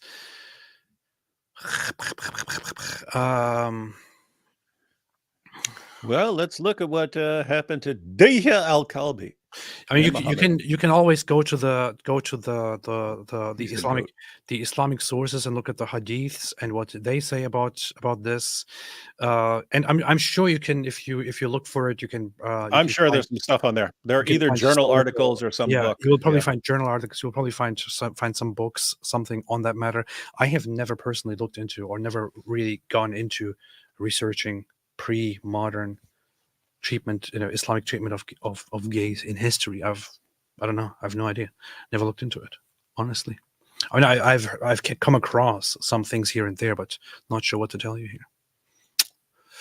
Moronai Holmes says, even if Israel knew where he was, the hostages were constantly in danger until the confrontation. That is true. And again, it's a stupid assertion to say they always knew exactly where he is. They only killed him by accident. I know exactly. They've got the locator that they put inside his butt when he was locked up. And then when they removed the tumor from his head, they stuck another locator chip inside his head. So they knew exactly where he was. And then they accidentally hit him because they're just killing so many people that they accidentally killed him in the crossfire. They were targeting the civilians. And they said, hey, here's some civilians. Hey, there's some kids. Let's kill all the kids. And then he got in front of them, brave guy that he was, tried to stand between the Jews and the kids they were killing because he's a hero. And they accidentally killed him. And now they're all upset because they can't use that to justify seizing the land, which is their real goal. Yeah. And then it took them a day to find out that was actually Yahya Sinwar that they killed. That's how they know that's how they know exactly at all times where he is. Very, very smart. Islamic far right and leftist logic is inherently conspiratorial, especially when it comes to Jews and Israel. Cenk is just displaying the synthesis between Islamic and leftist anti-Semitism. That is what he does. I put this into a meme the other day, which I thought was actually quite a good move.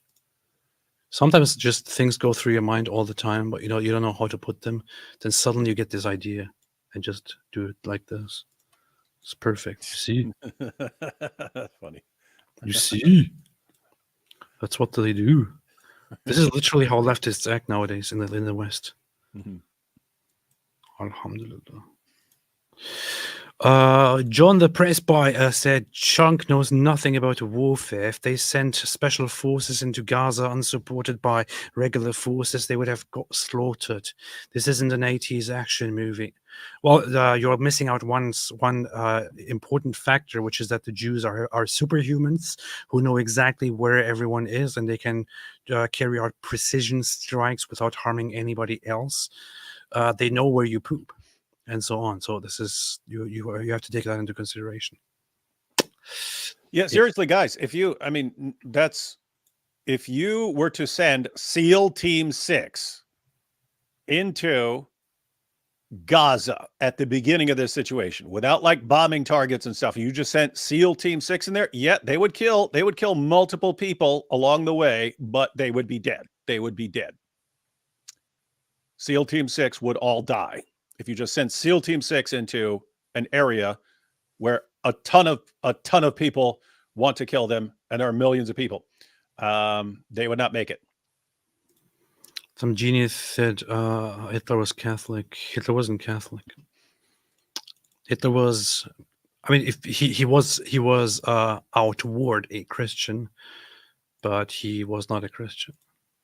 Yeah, he had contempt for Christianity. In fact, wasn't there a religion he preferred more than Christianity? What was it? What did he constantly complain? Say, why did we have to have Christianity? It's holding us back and it's making us weak. Wasn't there a religion he said he would have liked?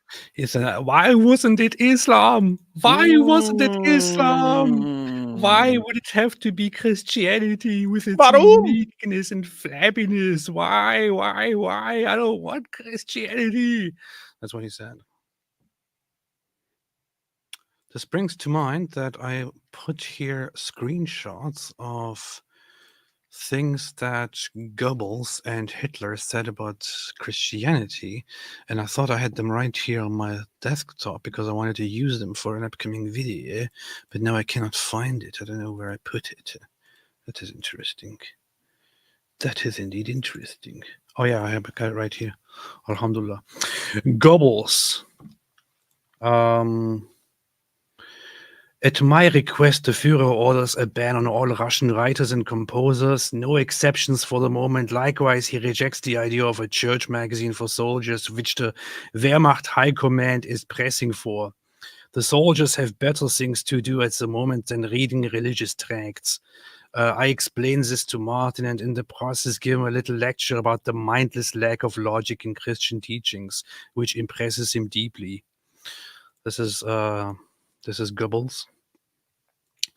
Here, Goebbels. Martin wants permission for a big new Christian magazine aimed at the Wehrmacht. I turn the idea down.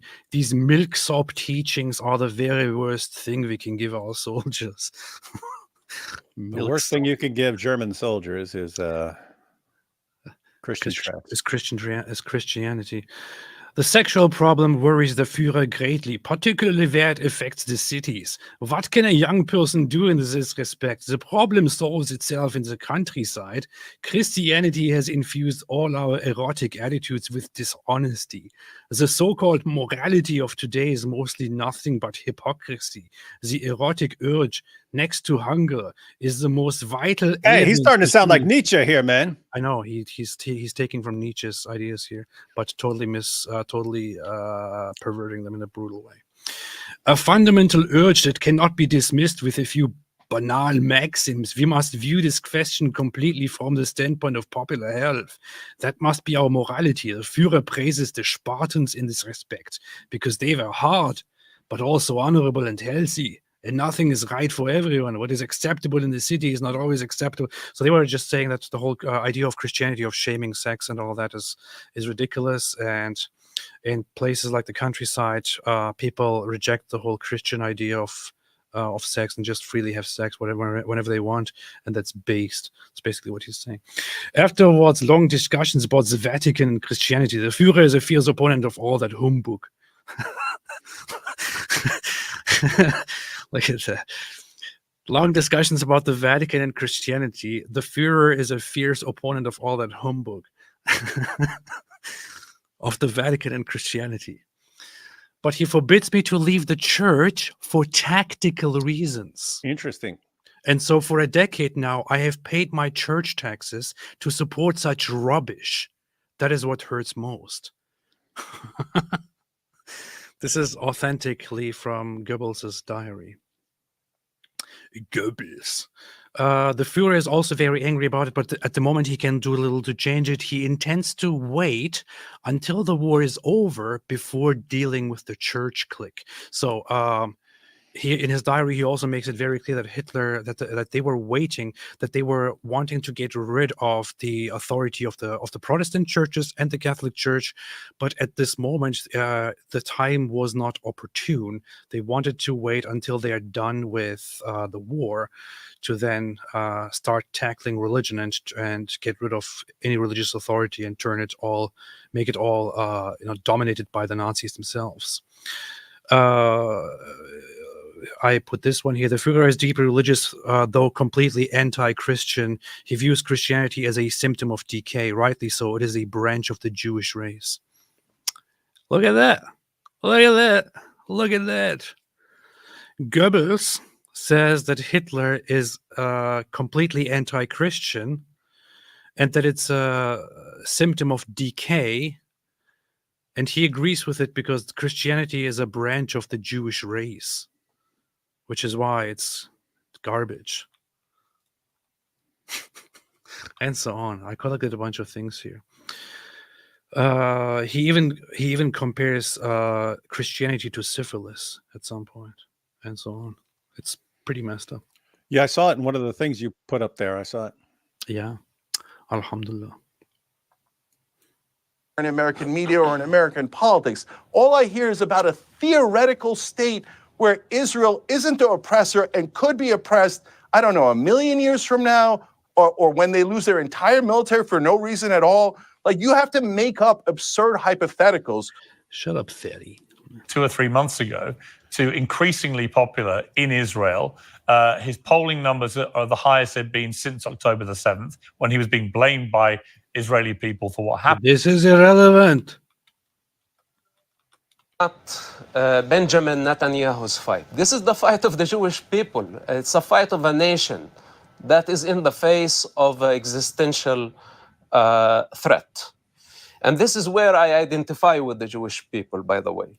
It's not the fact that I helped stop suicide bombers during the Second Palestinian Intifada, and Cenk want me to feel guilty for saving human lives.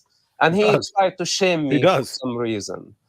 Thank God I know who I am. That is literally what he did. He shamed him for he did. switching sides and working with Israel. That's basically what he's called him a turncoat. And what Mosab did was to literally prevent terrorist attacks and save innocent lives. And I am very proud of what I did, because there is no way to go wrong with saving human lives.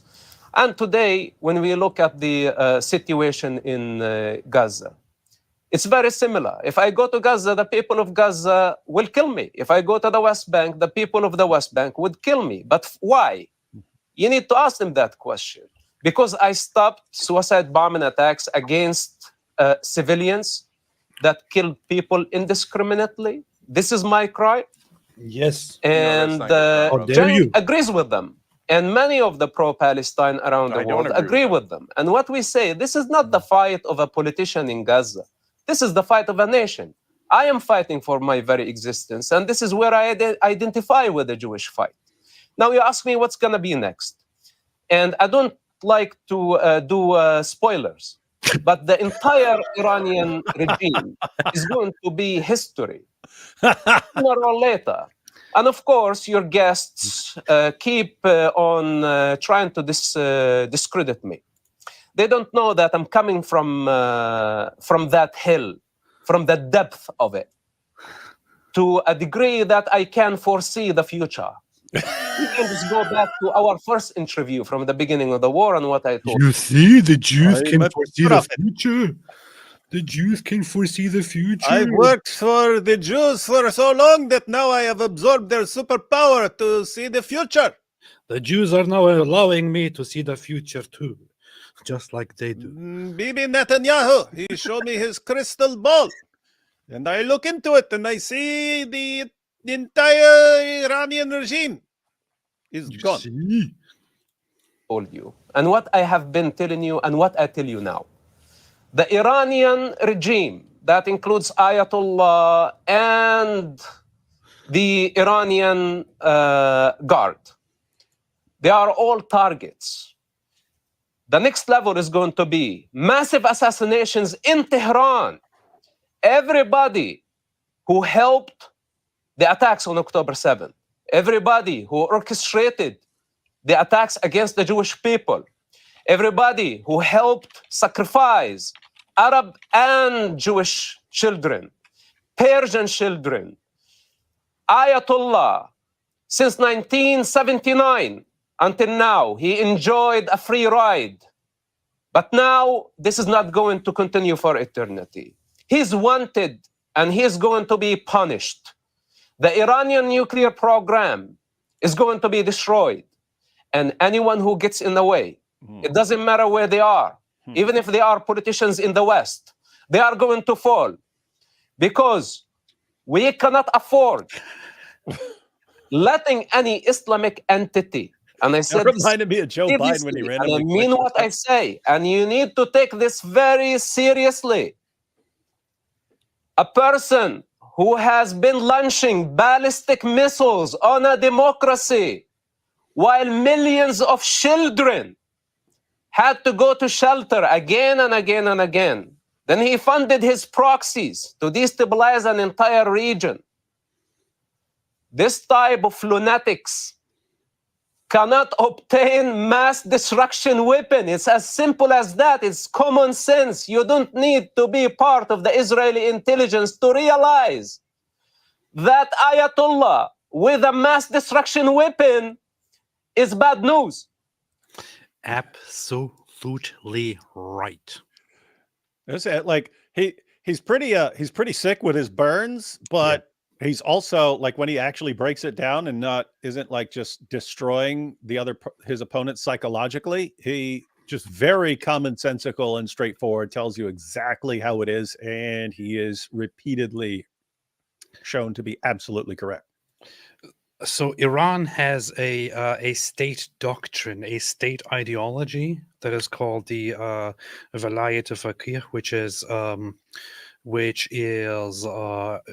Ayatollah Khomeini's idea of giving complete authority over both the country, the military, and the morality and everything to one leader, which was, of course, he himself at that time, so that this leader would then take control of everything and prepare the grounds for the coming of the Mahdi in the future. And Iran's role, the Islamic Republic of Iran's role in this would be to dominate the Middle East, fight Israel, aim for the destruction of America and Israel, and prepare the grounds for this apocalyptic event where Mahdi comes and takes over the state of Iran, and then basically brings about the end times and so on. This is their state ideology. This is literally their state ideology. It is an apocalyptic death cult. This is why they don't care about the odds, the chances of whether they can survive this fight or not. They believe that this is their goal, and they go for it. Now imagine, let's say, if you are a viewer right now and you don't know anything and you don't believe me, let's say that what I just told you is true. Do you think it's a good idea to give these people nuclear weapons of mass destruction? What could go wrong? You probably don't think that's a very good idea unless you are really into I don't know, a world war or something, or really, really messed up apocalyptic fight. If you think that it's a very, very bad idea, please go ahead and research the state ideology of Iran. You will find out that I'm not even telling you everything that needs to be known. There is much more about this. The Islamic regime of Iran is sick. It is a death cult. It is a death cult. So Cenk and many of those losers want us to stop and wait for help to come Did from he say the Cenk outside. and many of those Just like the losers? Palestinians, by the means of manipulation and deception. And when things don't go their way, they get very angry. And we tell them, you will be defeated. Cenk, you are going to be defeated. You're already defeated. Okay, Cenk, final So, word to you. Piers, did you hear what he just said? He threatened politicians in the West that if they don't agree with Israel's war against Iran, that they're going to. That's not what he said. He didn't say if they don't agree with Israel's policies. He was specifically talking about people that were involved and engaged in October 7 and the unfolding matters, and that are working with the enemy here. Fall. And remember, he's an Israeli agent. Are you saying Israel will murder politicians in the West or get rid of them politically through bribery or whatever else? What do you mean the politicians in the West will fall if they don't agree to back Israel's war against Iran? Yeah, we will not vote for them anymore. Oh, no, well, you don't vote for them now. You're not in our country.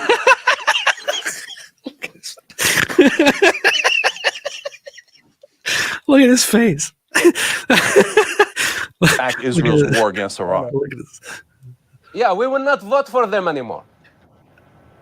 Oh, no, well, you don't vote for them now. You're not in our country. What do you mean the politicians will fall? We live in democracy. We have the right to bring them up and to bring them down. Those who agree with Ayatollah, we don't want them in office. And all the sympathizers with terrorists like yourself, we don't want them even to be in our country. People who support the right ones here.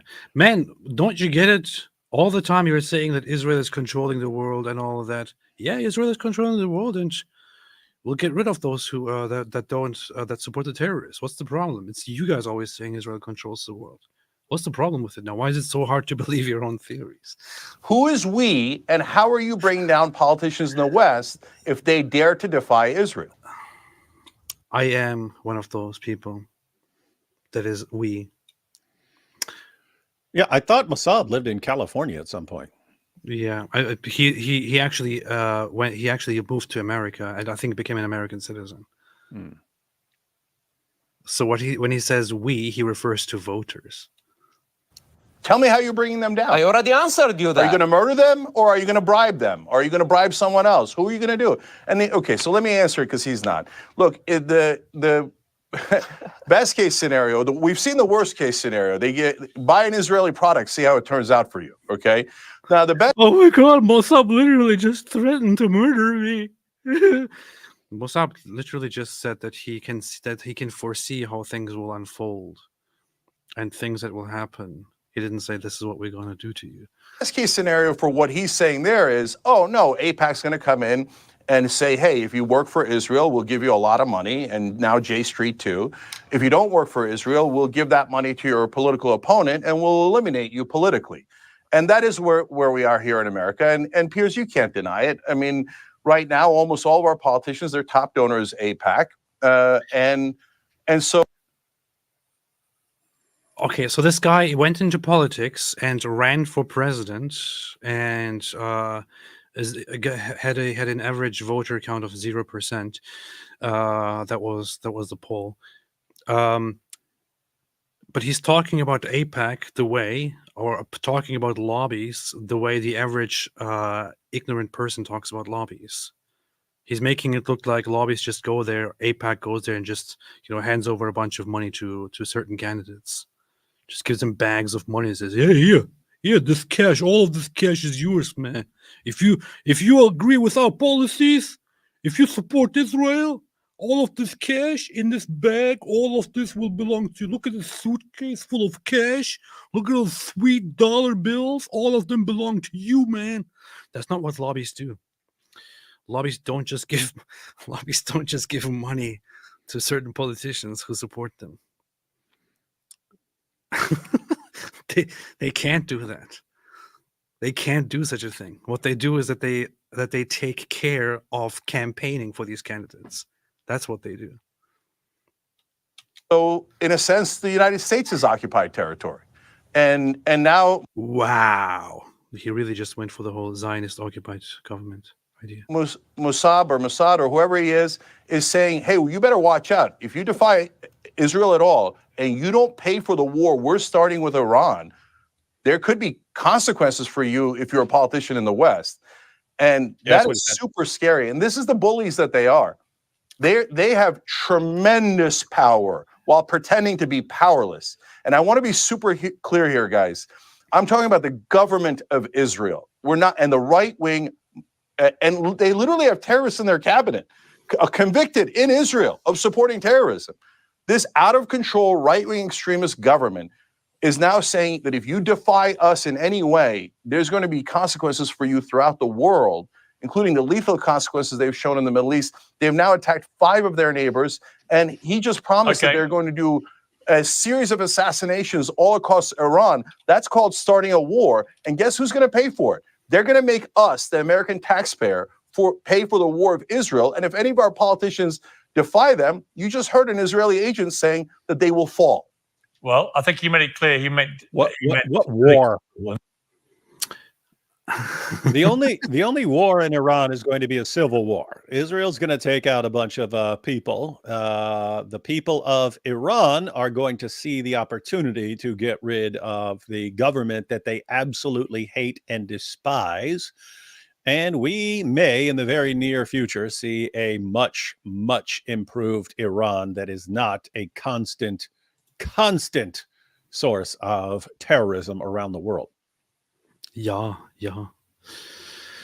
That is literally what lobbyists do. AP said absolved soul. That's not what lobbyists do. That's not what lobbyists do. That's not what PACs do. What PACs do is it's you're not allowed to get tons of money from lobbies and then just keep it. You don't get rich by being paid by lobbies. That's not how it works.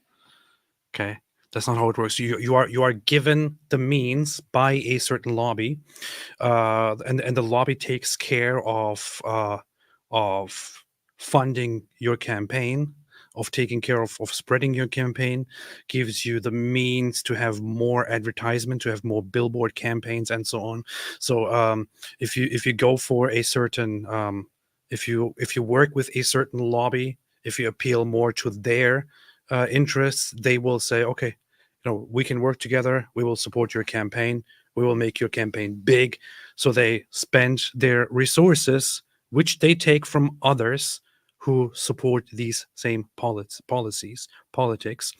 They will then spend their money on making you successful and trying to make sure that you have enough exposure to get elected. That is what lobbyists do. They don't hand you a bunch of cash that you can just then spend on whatever you want. That's not how it works. That's not how it works. Yeah, they give donations to parties. The donations are used for campaign stuff. You cannot use it for private means. That's illegal. That's literally illegal. And sense that he meant what? People would vote. He meant what? The people would vote against really? if they took That's that not what position. the polling shows. Okay, that's not what the polling shows at all. So it has nothing to do with voting. That was a threat. I've got to leave it there. But and he's threatening me too. Let's be clear about that. No, he's not threatening you. He's threatening you. He's threatening to kill you.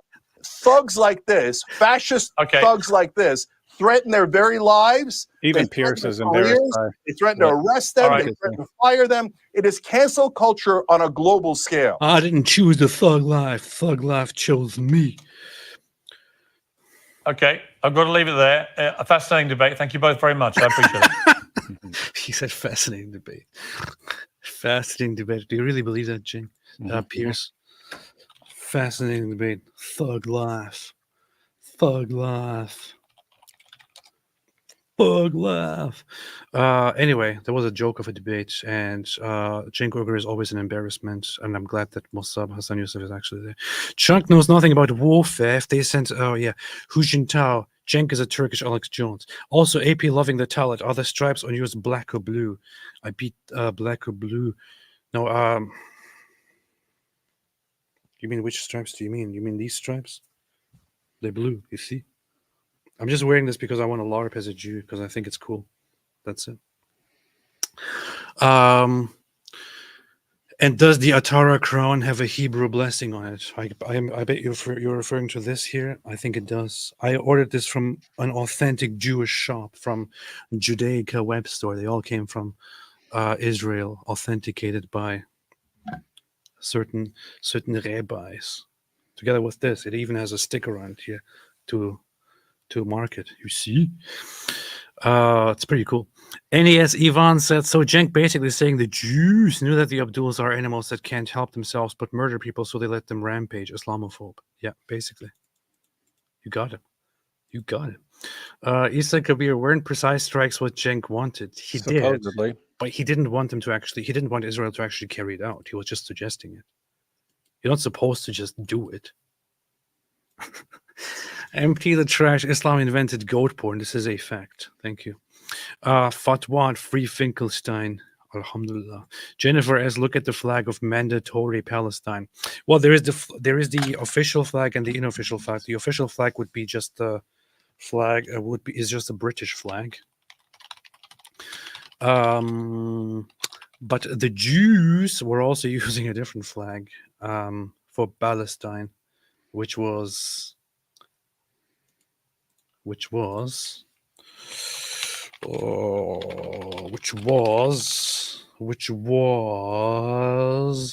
this here. Let's see. Let's bring this up here on the screen. You see. So the official flag was this here. This here. So officially they were using the British flag, but they were also using this here. But the Jews also were using this flag here, which is very, very much a Jewish flag. Unless you want to argue that the Arab Muslims invented this, but the Jews stole it from them. The Jews did steal it. And then they said, here, Muslims, you just take this stupid crescent. That's all you get. You see. 5 Palestinians R-worded my aunt in the late 90s in Key West, where I grew up. Evil everywhere they slither to. Sorry to hear that, Angel. Meredith Grotti, hope it was Jews. Instruments are haram, you know. Yeah, they are haram. They are haram. Yeah. Anyway, I was going to say something about that, but I'll leave it for now. Tezbot, I like children, but couldn't eat a whole one.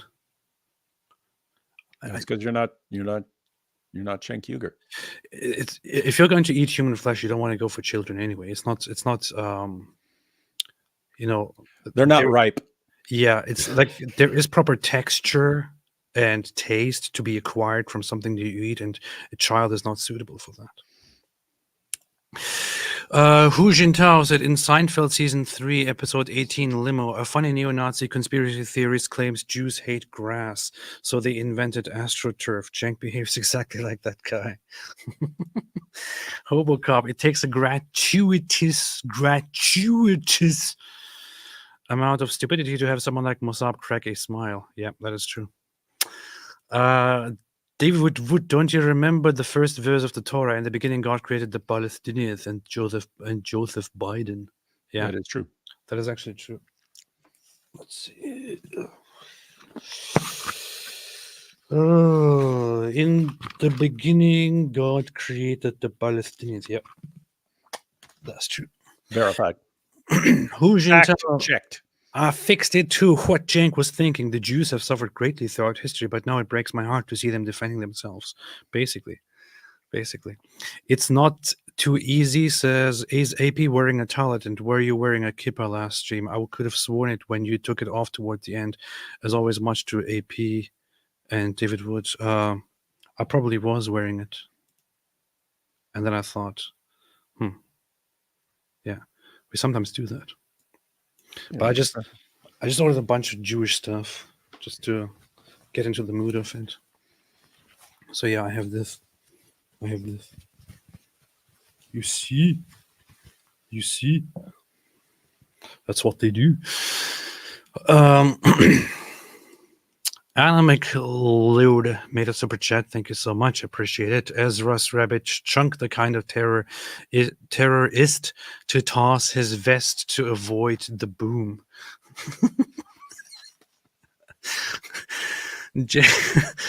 Jennifer S. I am Jewish. My grandfather said that Hitler called Jews the Palestinians. I do not understand how anti-Semitic terrorist sympathizers are made to rewrite history in front of our eyes. Yeah. Well, you could. I mean, it's not just they'll rewrite history about things that happened decades ago. We can see it right in front of our eyes when this guy spends the last year hiding in a hole, and then what are the pictures about him? What are the pictures of him? It's like him on the front lines, guns blazing and stuff like that. It's like they don't care about truth or reality. It's all the deciding factor of what you're posting is, does it support your narrative? If it does, truth has nothing to do with it. But think about the children. Mr.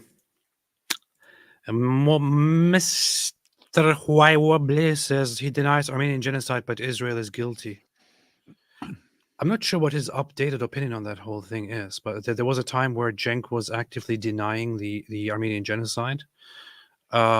As far as I remember, he later on walked back on it and said that it may have happened or something like that. I don't know. Not sure what to say about it. Not sure what he say about it. John Choi, get out of your bedroom already, Cenk. You tell him. Yaya's hot lips said, Cenk, why don't you put that laptop down and kiss me? Yaya's hot lips. Cenk is obviously being deliberate in trying to mislead the audience with his emotional appeals. Considering his ethnicity, he must have been exposed to Islamic eschatology. He needs acting lessons, though, eh? If he comes from a secular family, he may have indeed not been very, very well exposed to Islamic eschatology. Considering that he comes from a Turkish family, and Turkish secular families happen to be very, very detached from religious teachings. Uygur was raised in a secular Muslim household, but became more religious during college. Yeah. When Turkish secular Muslim families are like so detached from Islam, they learn nothing about Islam. They learn very little. So that's that.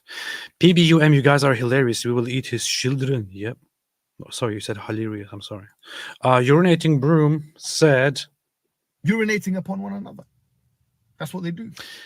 He cannot support Israel because he's left wing. Otherwise, he'd get ostracized in his political group. Most people follow ideological groupthink. That's true. But I think he also has this whole good old anti-Semitism.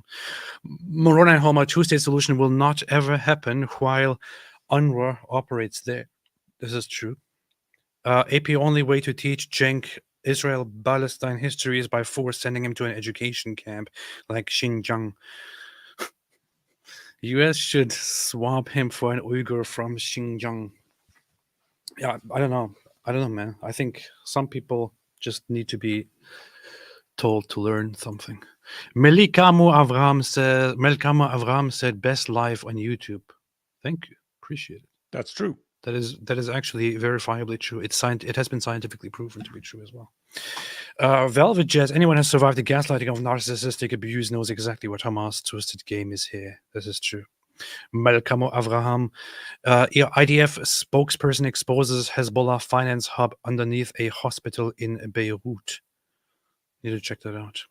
Random Ock, I think we need to stop pretending the war is continuing because of hostages being held. It's continuing because Hamas has to go. I mean, it's both. Look, Israel has consistently said that the war will go on until Hamas is no more. Netanyahu has said again and again and again that it will continue until Hamas surrenders or is defeated and eradicated. The hostages are only one of two goals. It's very, very clear. They have been saying this forever. In fact, let's see. This is, I remember a post, May 13. May 13. Let's see. Shoot their own. We do everything to get them out of harm's way. They do everything to keep them in harm's way, including using gunfire. They actually shoot their own civilians, trying to keep them there. Because for them, for us, every civilian casualty is a tragedy. For them, every civilian casualty is a strategy.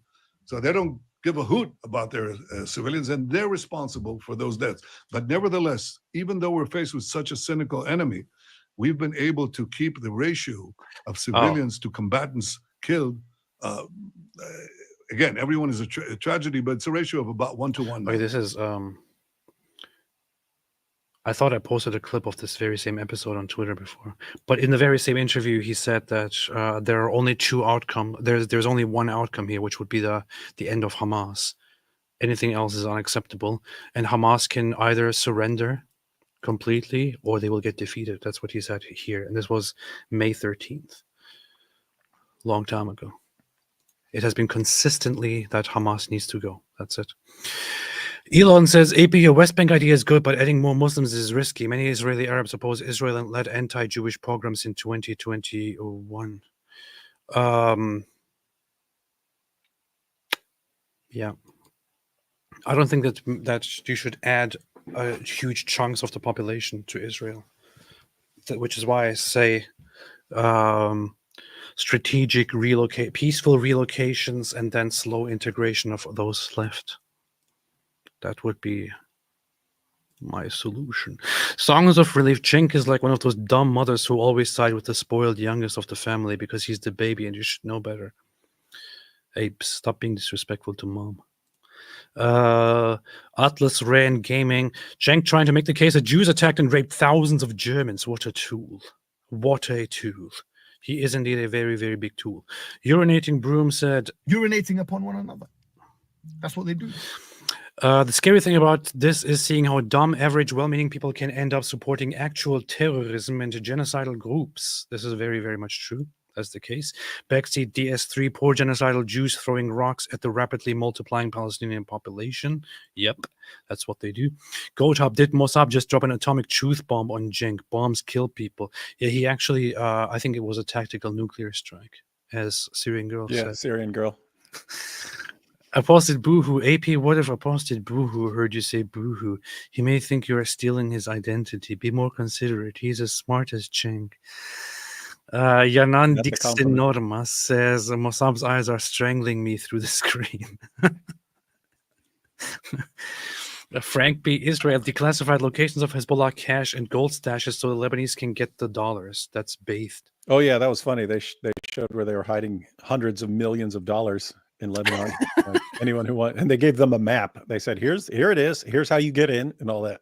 That's pretty funny. They put it in video. Like here's the entrance. Here's the exit. Here's where it is. They have hundreds of millions of dollars in here. Use that information however you see fit. Let's have a look at that. Intelligence. Tonight, I am going to declassify intelligence on a site that we did not strike, where Hezbollah has millions of dollars in gold and cash. Hassan Nasrallah's bunker. Where is the bunker located? Directly under El Sahel Hospital, in the heart of Beirut, in the Dahia. This is the hospital. From both sides, you can see an entry and exit. Those are entry and exit tunnel shafts from the underground for the underground bunker. The entrance is located in the Al Mahdi building, and the exit is located in the El Sahel Center building. This is the bunker. It contains rooms, beds, and infrastructure for long stays, and the ability to direct combat from underground. Hezbollah built this bunker directly underneath this hospital. There are hundreds of millions of dollars in cash and gold inside the bunker right now. Waiting for you. Waiting for anyone. Government, Lebanese authorities, and the international organizations don't allow Hezbollah to use the money for terror and to attack Israel. The Israeli Air Force is monitoring the compound, as you can see. Ooh. However, we will not strike the Ooh. hospital itself. I want to emphasize, we are not at war with the people of Lebanon. We are at war with Hezbollah. And we will continue to operate against Hezbollah so that the residents of northern Israel will be able to return to their homes in safety and security. Hey, did you like how he gave a complete map with the precise location, how to get in there? And then he says, and we encourage the government not to allow them to spend money for terrorism. That's the only reason we're pointing that out, not to encourage people to charge in there and go for the hundreds of millions of dollars in gold and cash. He literally gave them. We're just saying, hey, please don't let them use it for terrorism. But here's where hundreds of millions of dollars are. He gave them a treasure map. He literally gave them a treasure map. Said, hey, here's all the money. X marks the spot. They have lots of money. We're just saying, don't let them use that for terror. That's all we're saying. Yeah. We're not saying, hey, go in there. We're not going to do anything. We're just watching here, but we have intel that there's lots of money and lots of gold there. So just so you know, I'm not saying go and grab it, but just so you know, it's all there. This is so big. It's all there. It's just sitting there waiting. But we're just saying, hey, don't let them use that for terror. like piles of money, enough to make you the richest person in Lebanon. But hey, we're just saying, hey, don't let them use it for terror. That's all we're saying. And here's the access code to get in. If you want to get through the door, here's the access code. And oh, look, here we left a big supply of weapons right beside there in case anyone needs a weapon for some reason. In case anyone has a group of people and has some weapons that they might need for some reason. It's right outside the door there that we left it, and anyone can go grab these weapons and get in there. But yeah, all we're saying is just please don't let them use that for terror. This is beast. It's pretty funny. This is what I mean. You see the terrorists try to be smart, but these guys are just strategy wise are really, really intelligent. Yeah. Meanwhile, of course, you have people like this guy, Suleiman Ahmed, posting fake photos. Posting stuff like this to make it look like, oh no, Israel is bombing civilian airport. Israel is bombing civilian airport right here. Look at this footage. This photo. He even wrote a photo for the history books. A photo for the history books. Plane landing next to, explosions here. Now you have to just stop and think for a second. Do you really think a plane would land here under these circumstances? Yeah, they don't reroute at all. They just say, hey, you know what? The entire airport is burning and on fire, but let's go ahead and land anyway. If you look closer at the photo, you realize that there's something weird going on with the planes. If you actually with the wings, if you look at it, the wings of the plane don't make any sense. They go in the wrong direction. It's because the image is AI generated. It is an AI generated image, which these idiots present as an authentic photo for history books. 21,000 likes. This is the kind of people that we're dealing with. Mm-hmm. Civilian airports should be off limits. Who's going to raid in Israel? I would guess pretty significant overlap between Suleiman's fans and Cenk's fans. They lie and lie and lie and lie and lie. Dustin Red Eagle, Wikipedia is funny. They said the Nakba, the catastrophe because of Palestinian displacement. No, it's a catastrophe for them because the Jews lived them and got their own land back. Yeah, you could say that it's also called a catastrophe for them because they had to because they went away and couldn't come back anymore, and many of them were also sent away. Now, here is the thing: when it comes to the Nakba, there are some facts that need to be pointed out, and there is some nuance to it. Lots of the people that went away during the Nakba, the war, the 1948 war, went out of the region on their own volition, or went out because they were told to get out of the way because they're going to attack Israel. Many others just went out of there out of fear. Some rumors were spreading, and they left. Hundreds and thousands of people left on their own. However, that said, during the war and after the war, many others were also relocated and sent away by Israel from certain locations, from certain settlements that they were living in that were at the border of what would then become the new Israeli borders. And they did, in certain cases, go into a settlement and said, this will be completely emptied. You have to all leave. Get out of here. Either resettle into this place or leave, go on the other side of the border. You will not live here anymore. Israel did do such things during the War of 1948 to look out for their own safety, to build a safe zone, a safe border, which is completely justifiable. There's nothing wrong with that. Considering that they were just attacked by the Arab side, by the Arab countries and the Arabs and the Arab population in an extermination war where the goal was to destroy Israel and to kick out or to massacre the Jewish population. Of course, Israel is going to have some drastic measures in the middle of this war and also after this war to make sure that the borders are from now on as safe as possible. It's not Israel that asked for this. It is the other side that asked for it.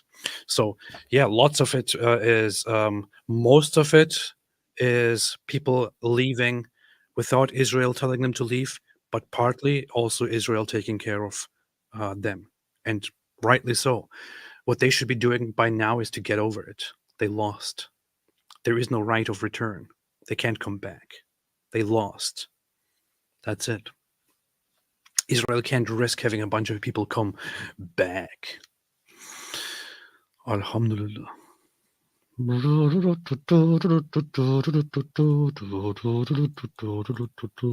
Door Daniel said, hold on, AP, Yogurt has a point. UN is spending a lot of money. That's why you don't get paid leaves, you see. That's true. He said a lot of garbage about Israel, about how Israel has free healthcare and free school and this and that. That's not even true. I didn't bother correcting him on that, but Israel doesn't have free healthcare. Israel doesn't have free education, and so on. Mosab's leather jacket of the anus made a super chat. No, Cam Libby said Mosab's leather jacket of the UK. Yeah. Unit Pets a rat's wife, $32,000 bag, Ma 7-year income, SMH. Yeah, but they need it. They need it. She got to carry her stuff somehow. Yeah. She got to carry all that cash somehow. Alhamdulillah. Cenk makes me cringe. He needs adult supervision. He does. He needs his diapers changed, probably. Definition of cultural Muslim, said Crusader General, a liar, a pedophile, and a terrorist, but otherwise a honorable and decent human being. This sounds pretty cultural Muslimophobic. Diamond Encrusted Abdullah says, 2 for my 2 favorite atheists. Who are you talking about? You mean Piers Morgan and Cenk Uygur? What do you mean? Piers isn't an atheist. He says he believes in God. Oh, he does? Okay. That's true. Gwyneth Isaacs and Gwyneth Isaacs said ancient Philistines were Phoenicians, Sicilians. Yeah, they were sea peoples. Sea peoples had nothing to do with the Arabs. They were amphibian creatures. Grays 174, Cenk's new nephew is an eminent scholar. Yeah, he's one of the greatest scholars that the world has ever seen. Shake Mike Wingling, hey Donald Wood, do you think Mosab prefers Kirk or Picard? Kirk, obviously. I have no idea what this means, but yeah. ABH said, long live Mosab Hassan and long live Apostate Prophet and long live David Wood. And thank you very, very much for your great hits on that evil religion Islam. Thank you. I appreciate it. Appreciate it. Hope everyone lives long. Go job. Jews are behind the creation of Christianity. You could say so, yeah. You see, Jews controlled the world. Jews started Christianity. How dare you? EDG, Hamas children. That's why he says it like that. I'm pretty sure that there's going to be somebody in the comment section who will say, no, it's not Jews.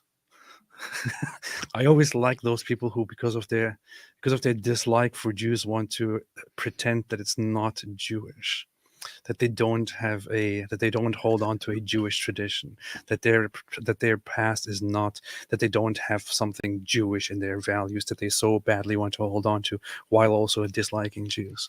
AP, that might be some sort of funny meme though.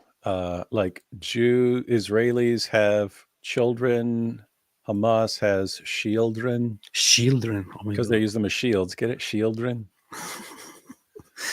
Yeah, Johnny D, you mean Jesus was a Jew? A guy born in Israel was Jewish? Yeah, it's very unlikely, but yeah, apparently he was Jewish. Yeah, he was Palestinian. He was a Palestinian Jew, not a Jew. And a Muslim. And a Muslim. It says it in the Quran. He was a Palestinian Muslim, not a Jew.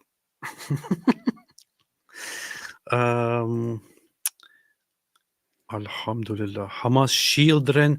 Sheikh Mike Wingeling. APEC is very powerful. I voted for Cenk last time and a picture of Netanyahu appeared instead and gave me a bagel instead of a ballot paper. Wow. That's what they do. Wow. That's based. Dor Daniel Sadeh, Jew Gort is right again. He said there's a terrorist in our government. He failed to mention their names, Arbas and Abu Mazen, silly cuck yogurt. Yep, that is true. That is true. You have actual people in the Israeli parliament. Robert Aldani, I agree with Mosab, but he's almost too over the top, almost Rabbi Shmuley, almost detrimental. Am I wrong? I don't think so. I think sometimes he goes a little bit too far, but he gets away with it.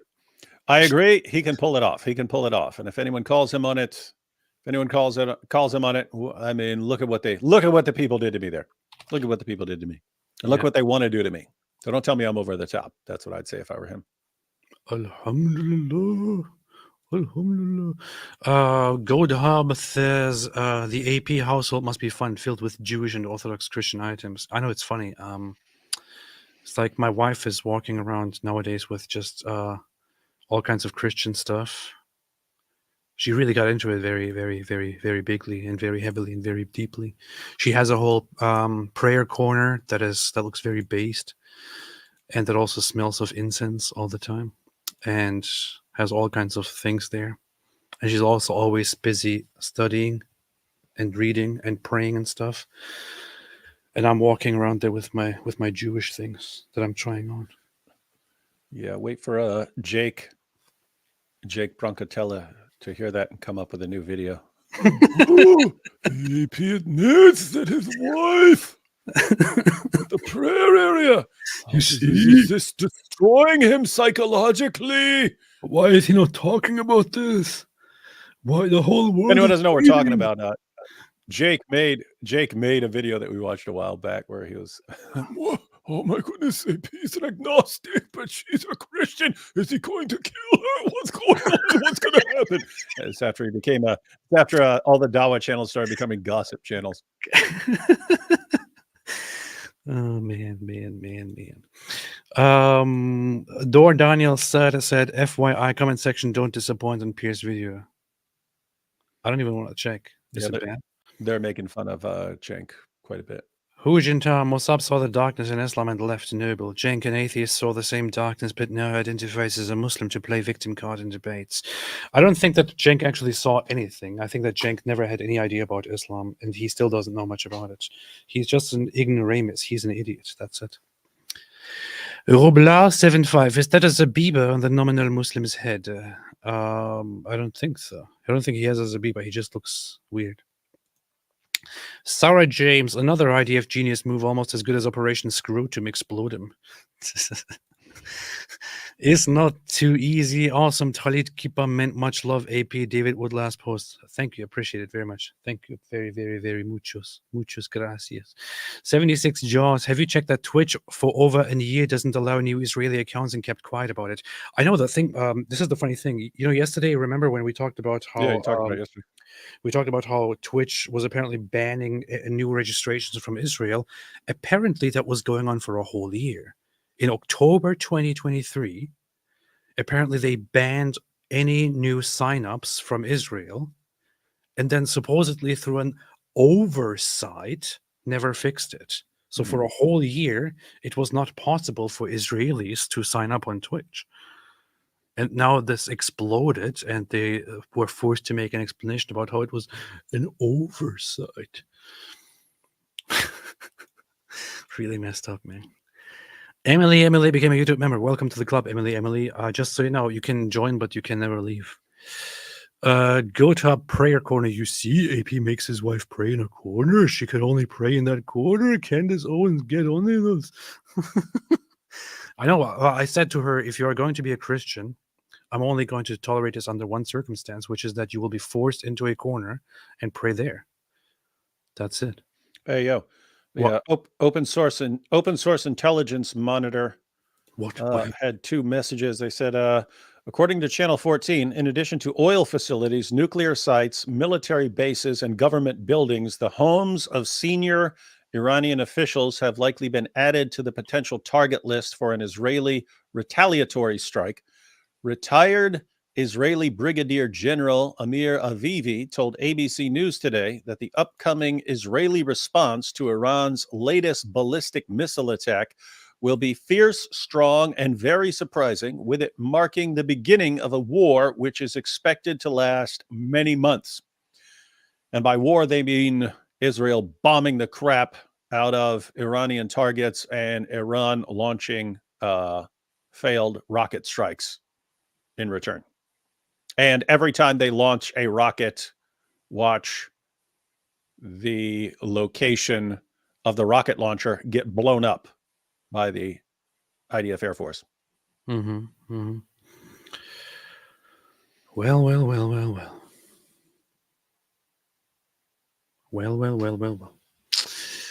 They asked for it. And now they're going to get it. Going to get it. They're going to get it. All right.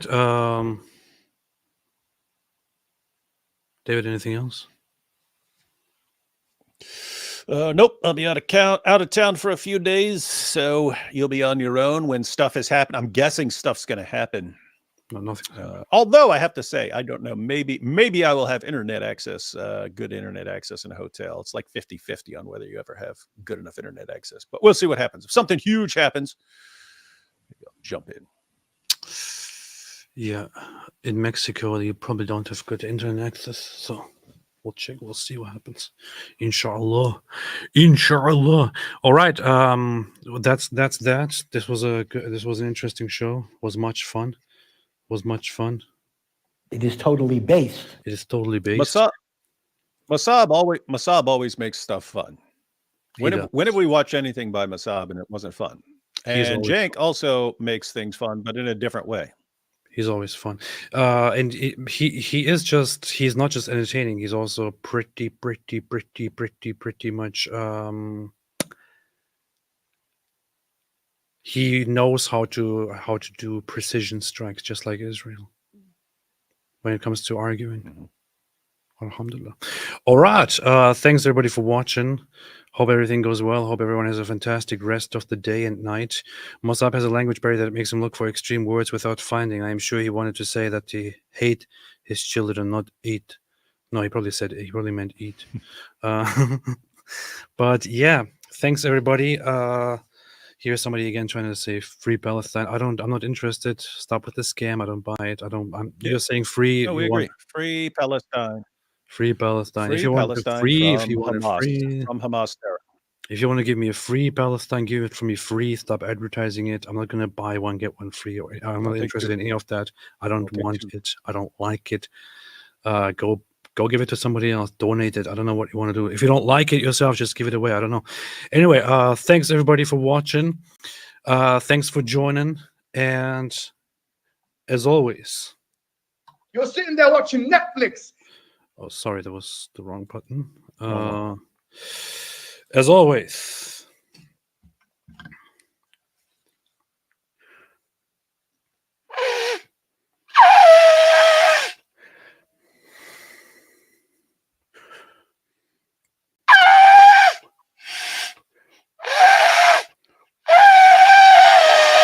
one day I'll figure it out, man. One day.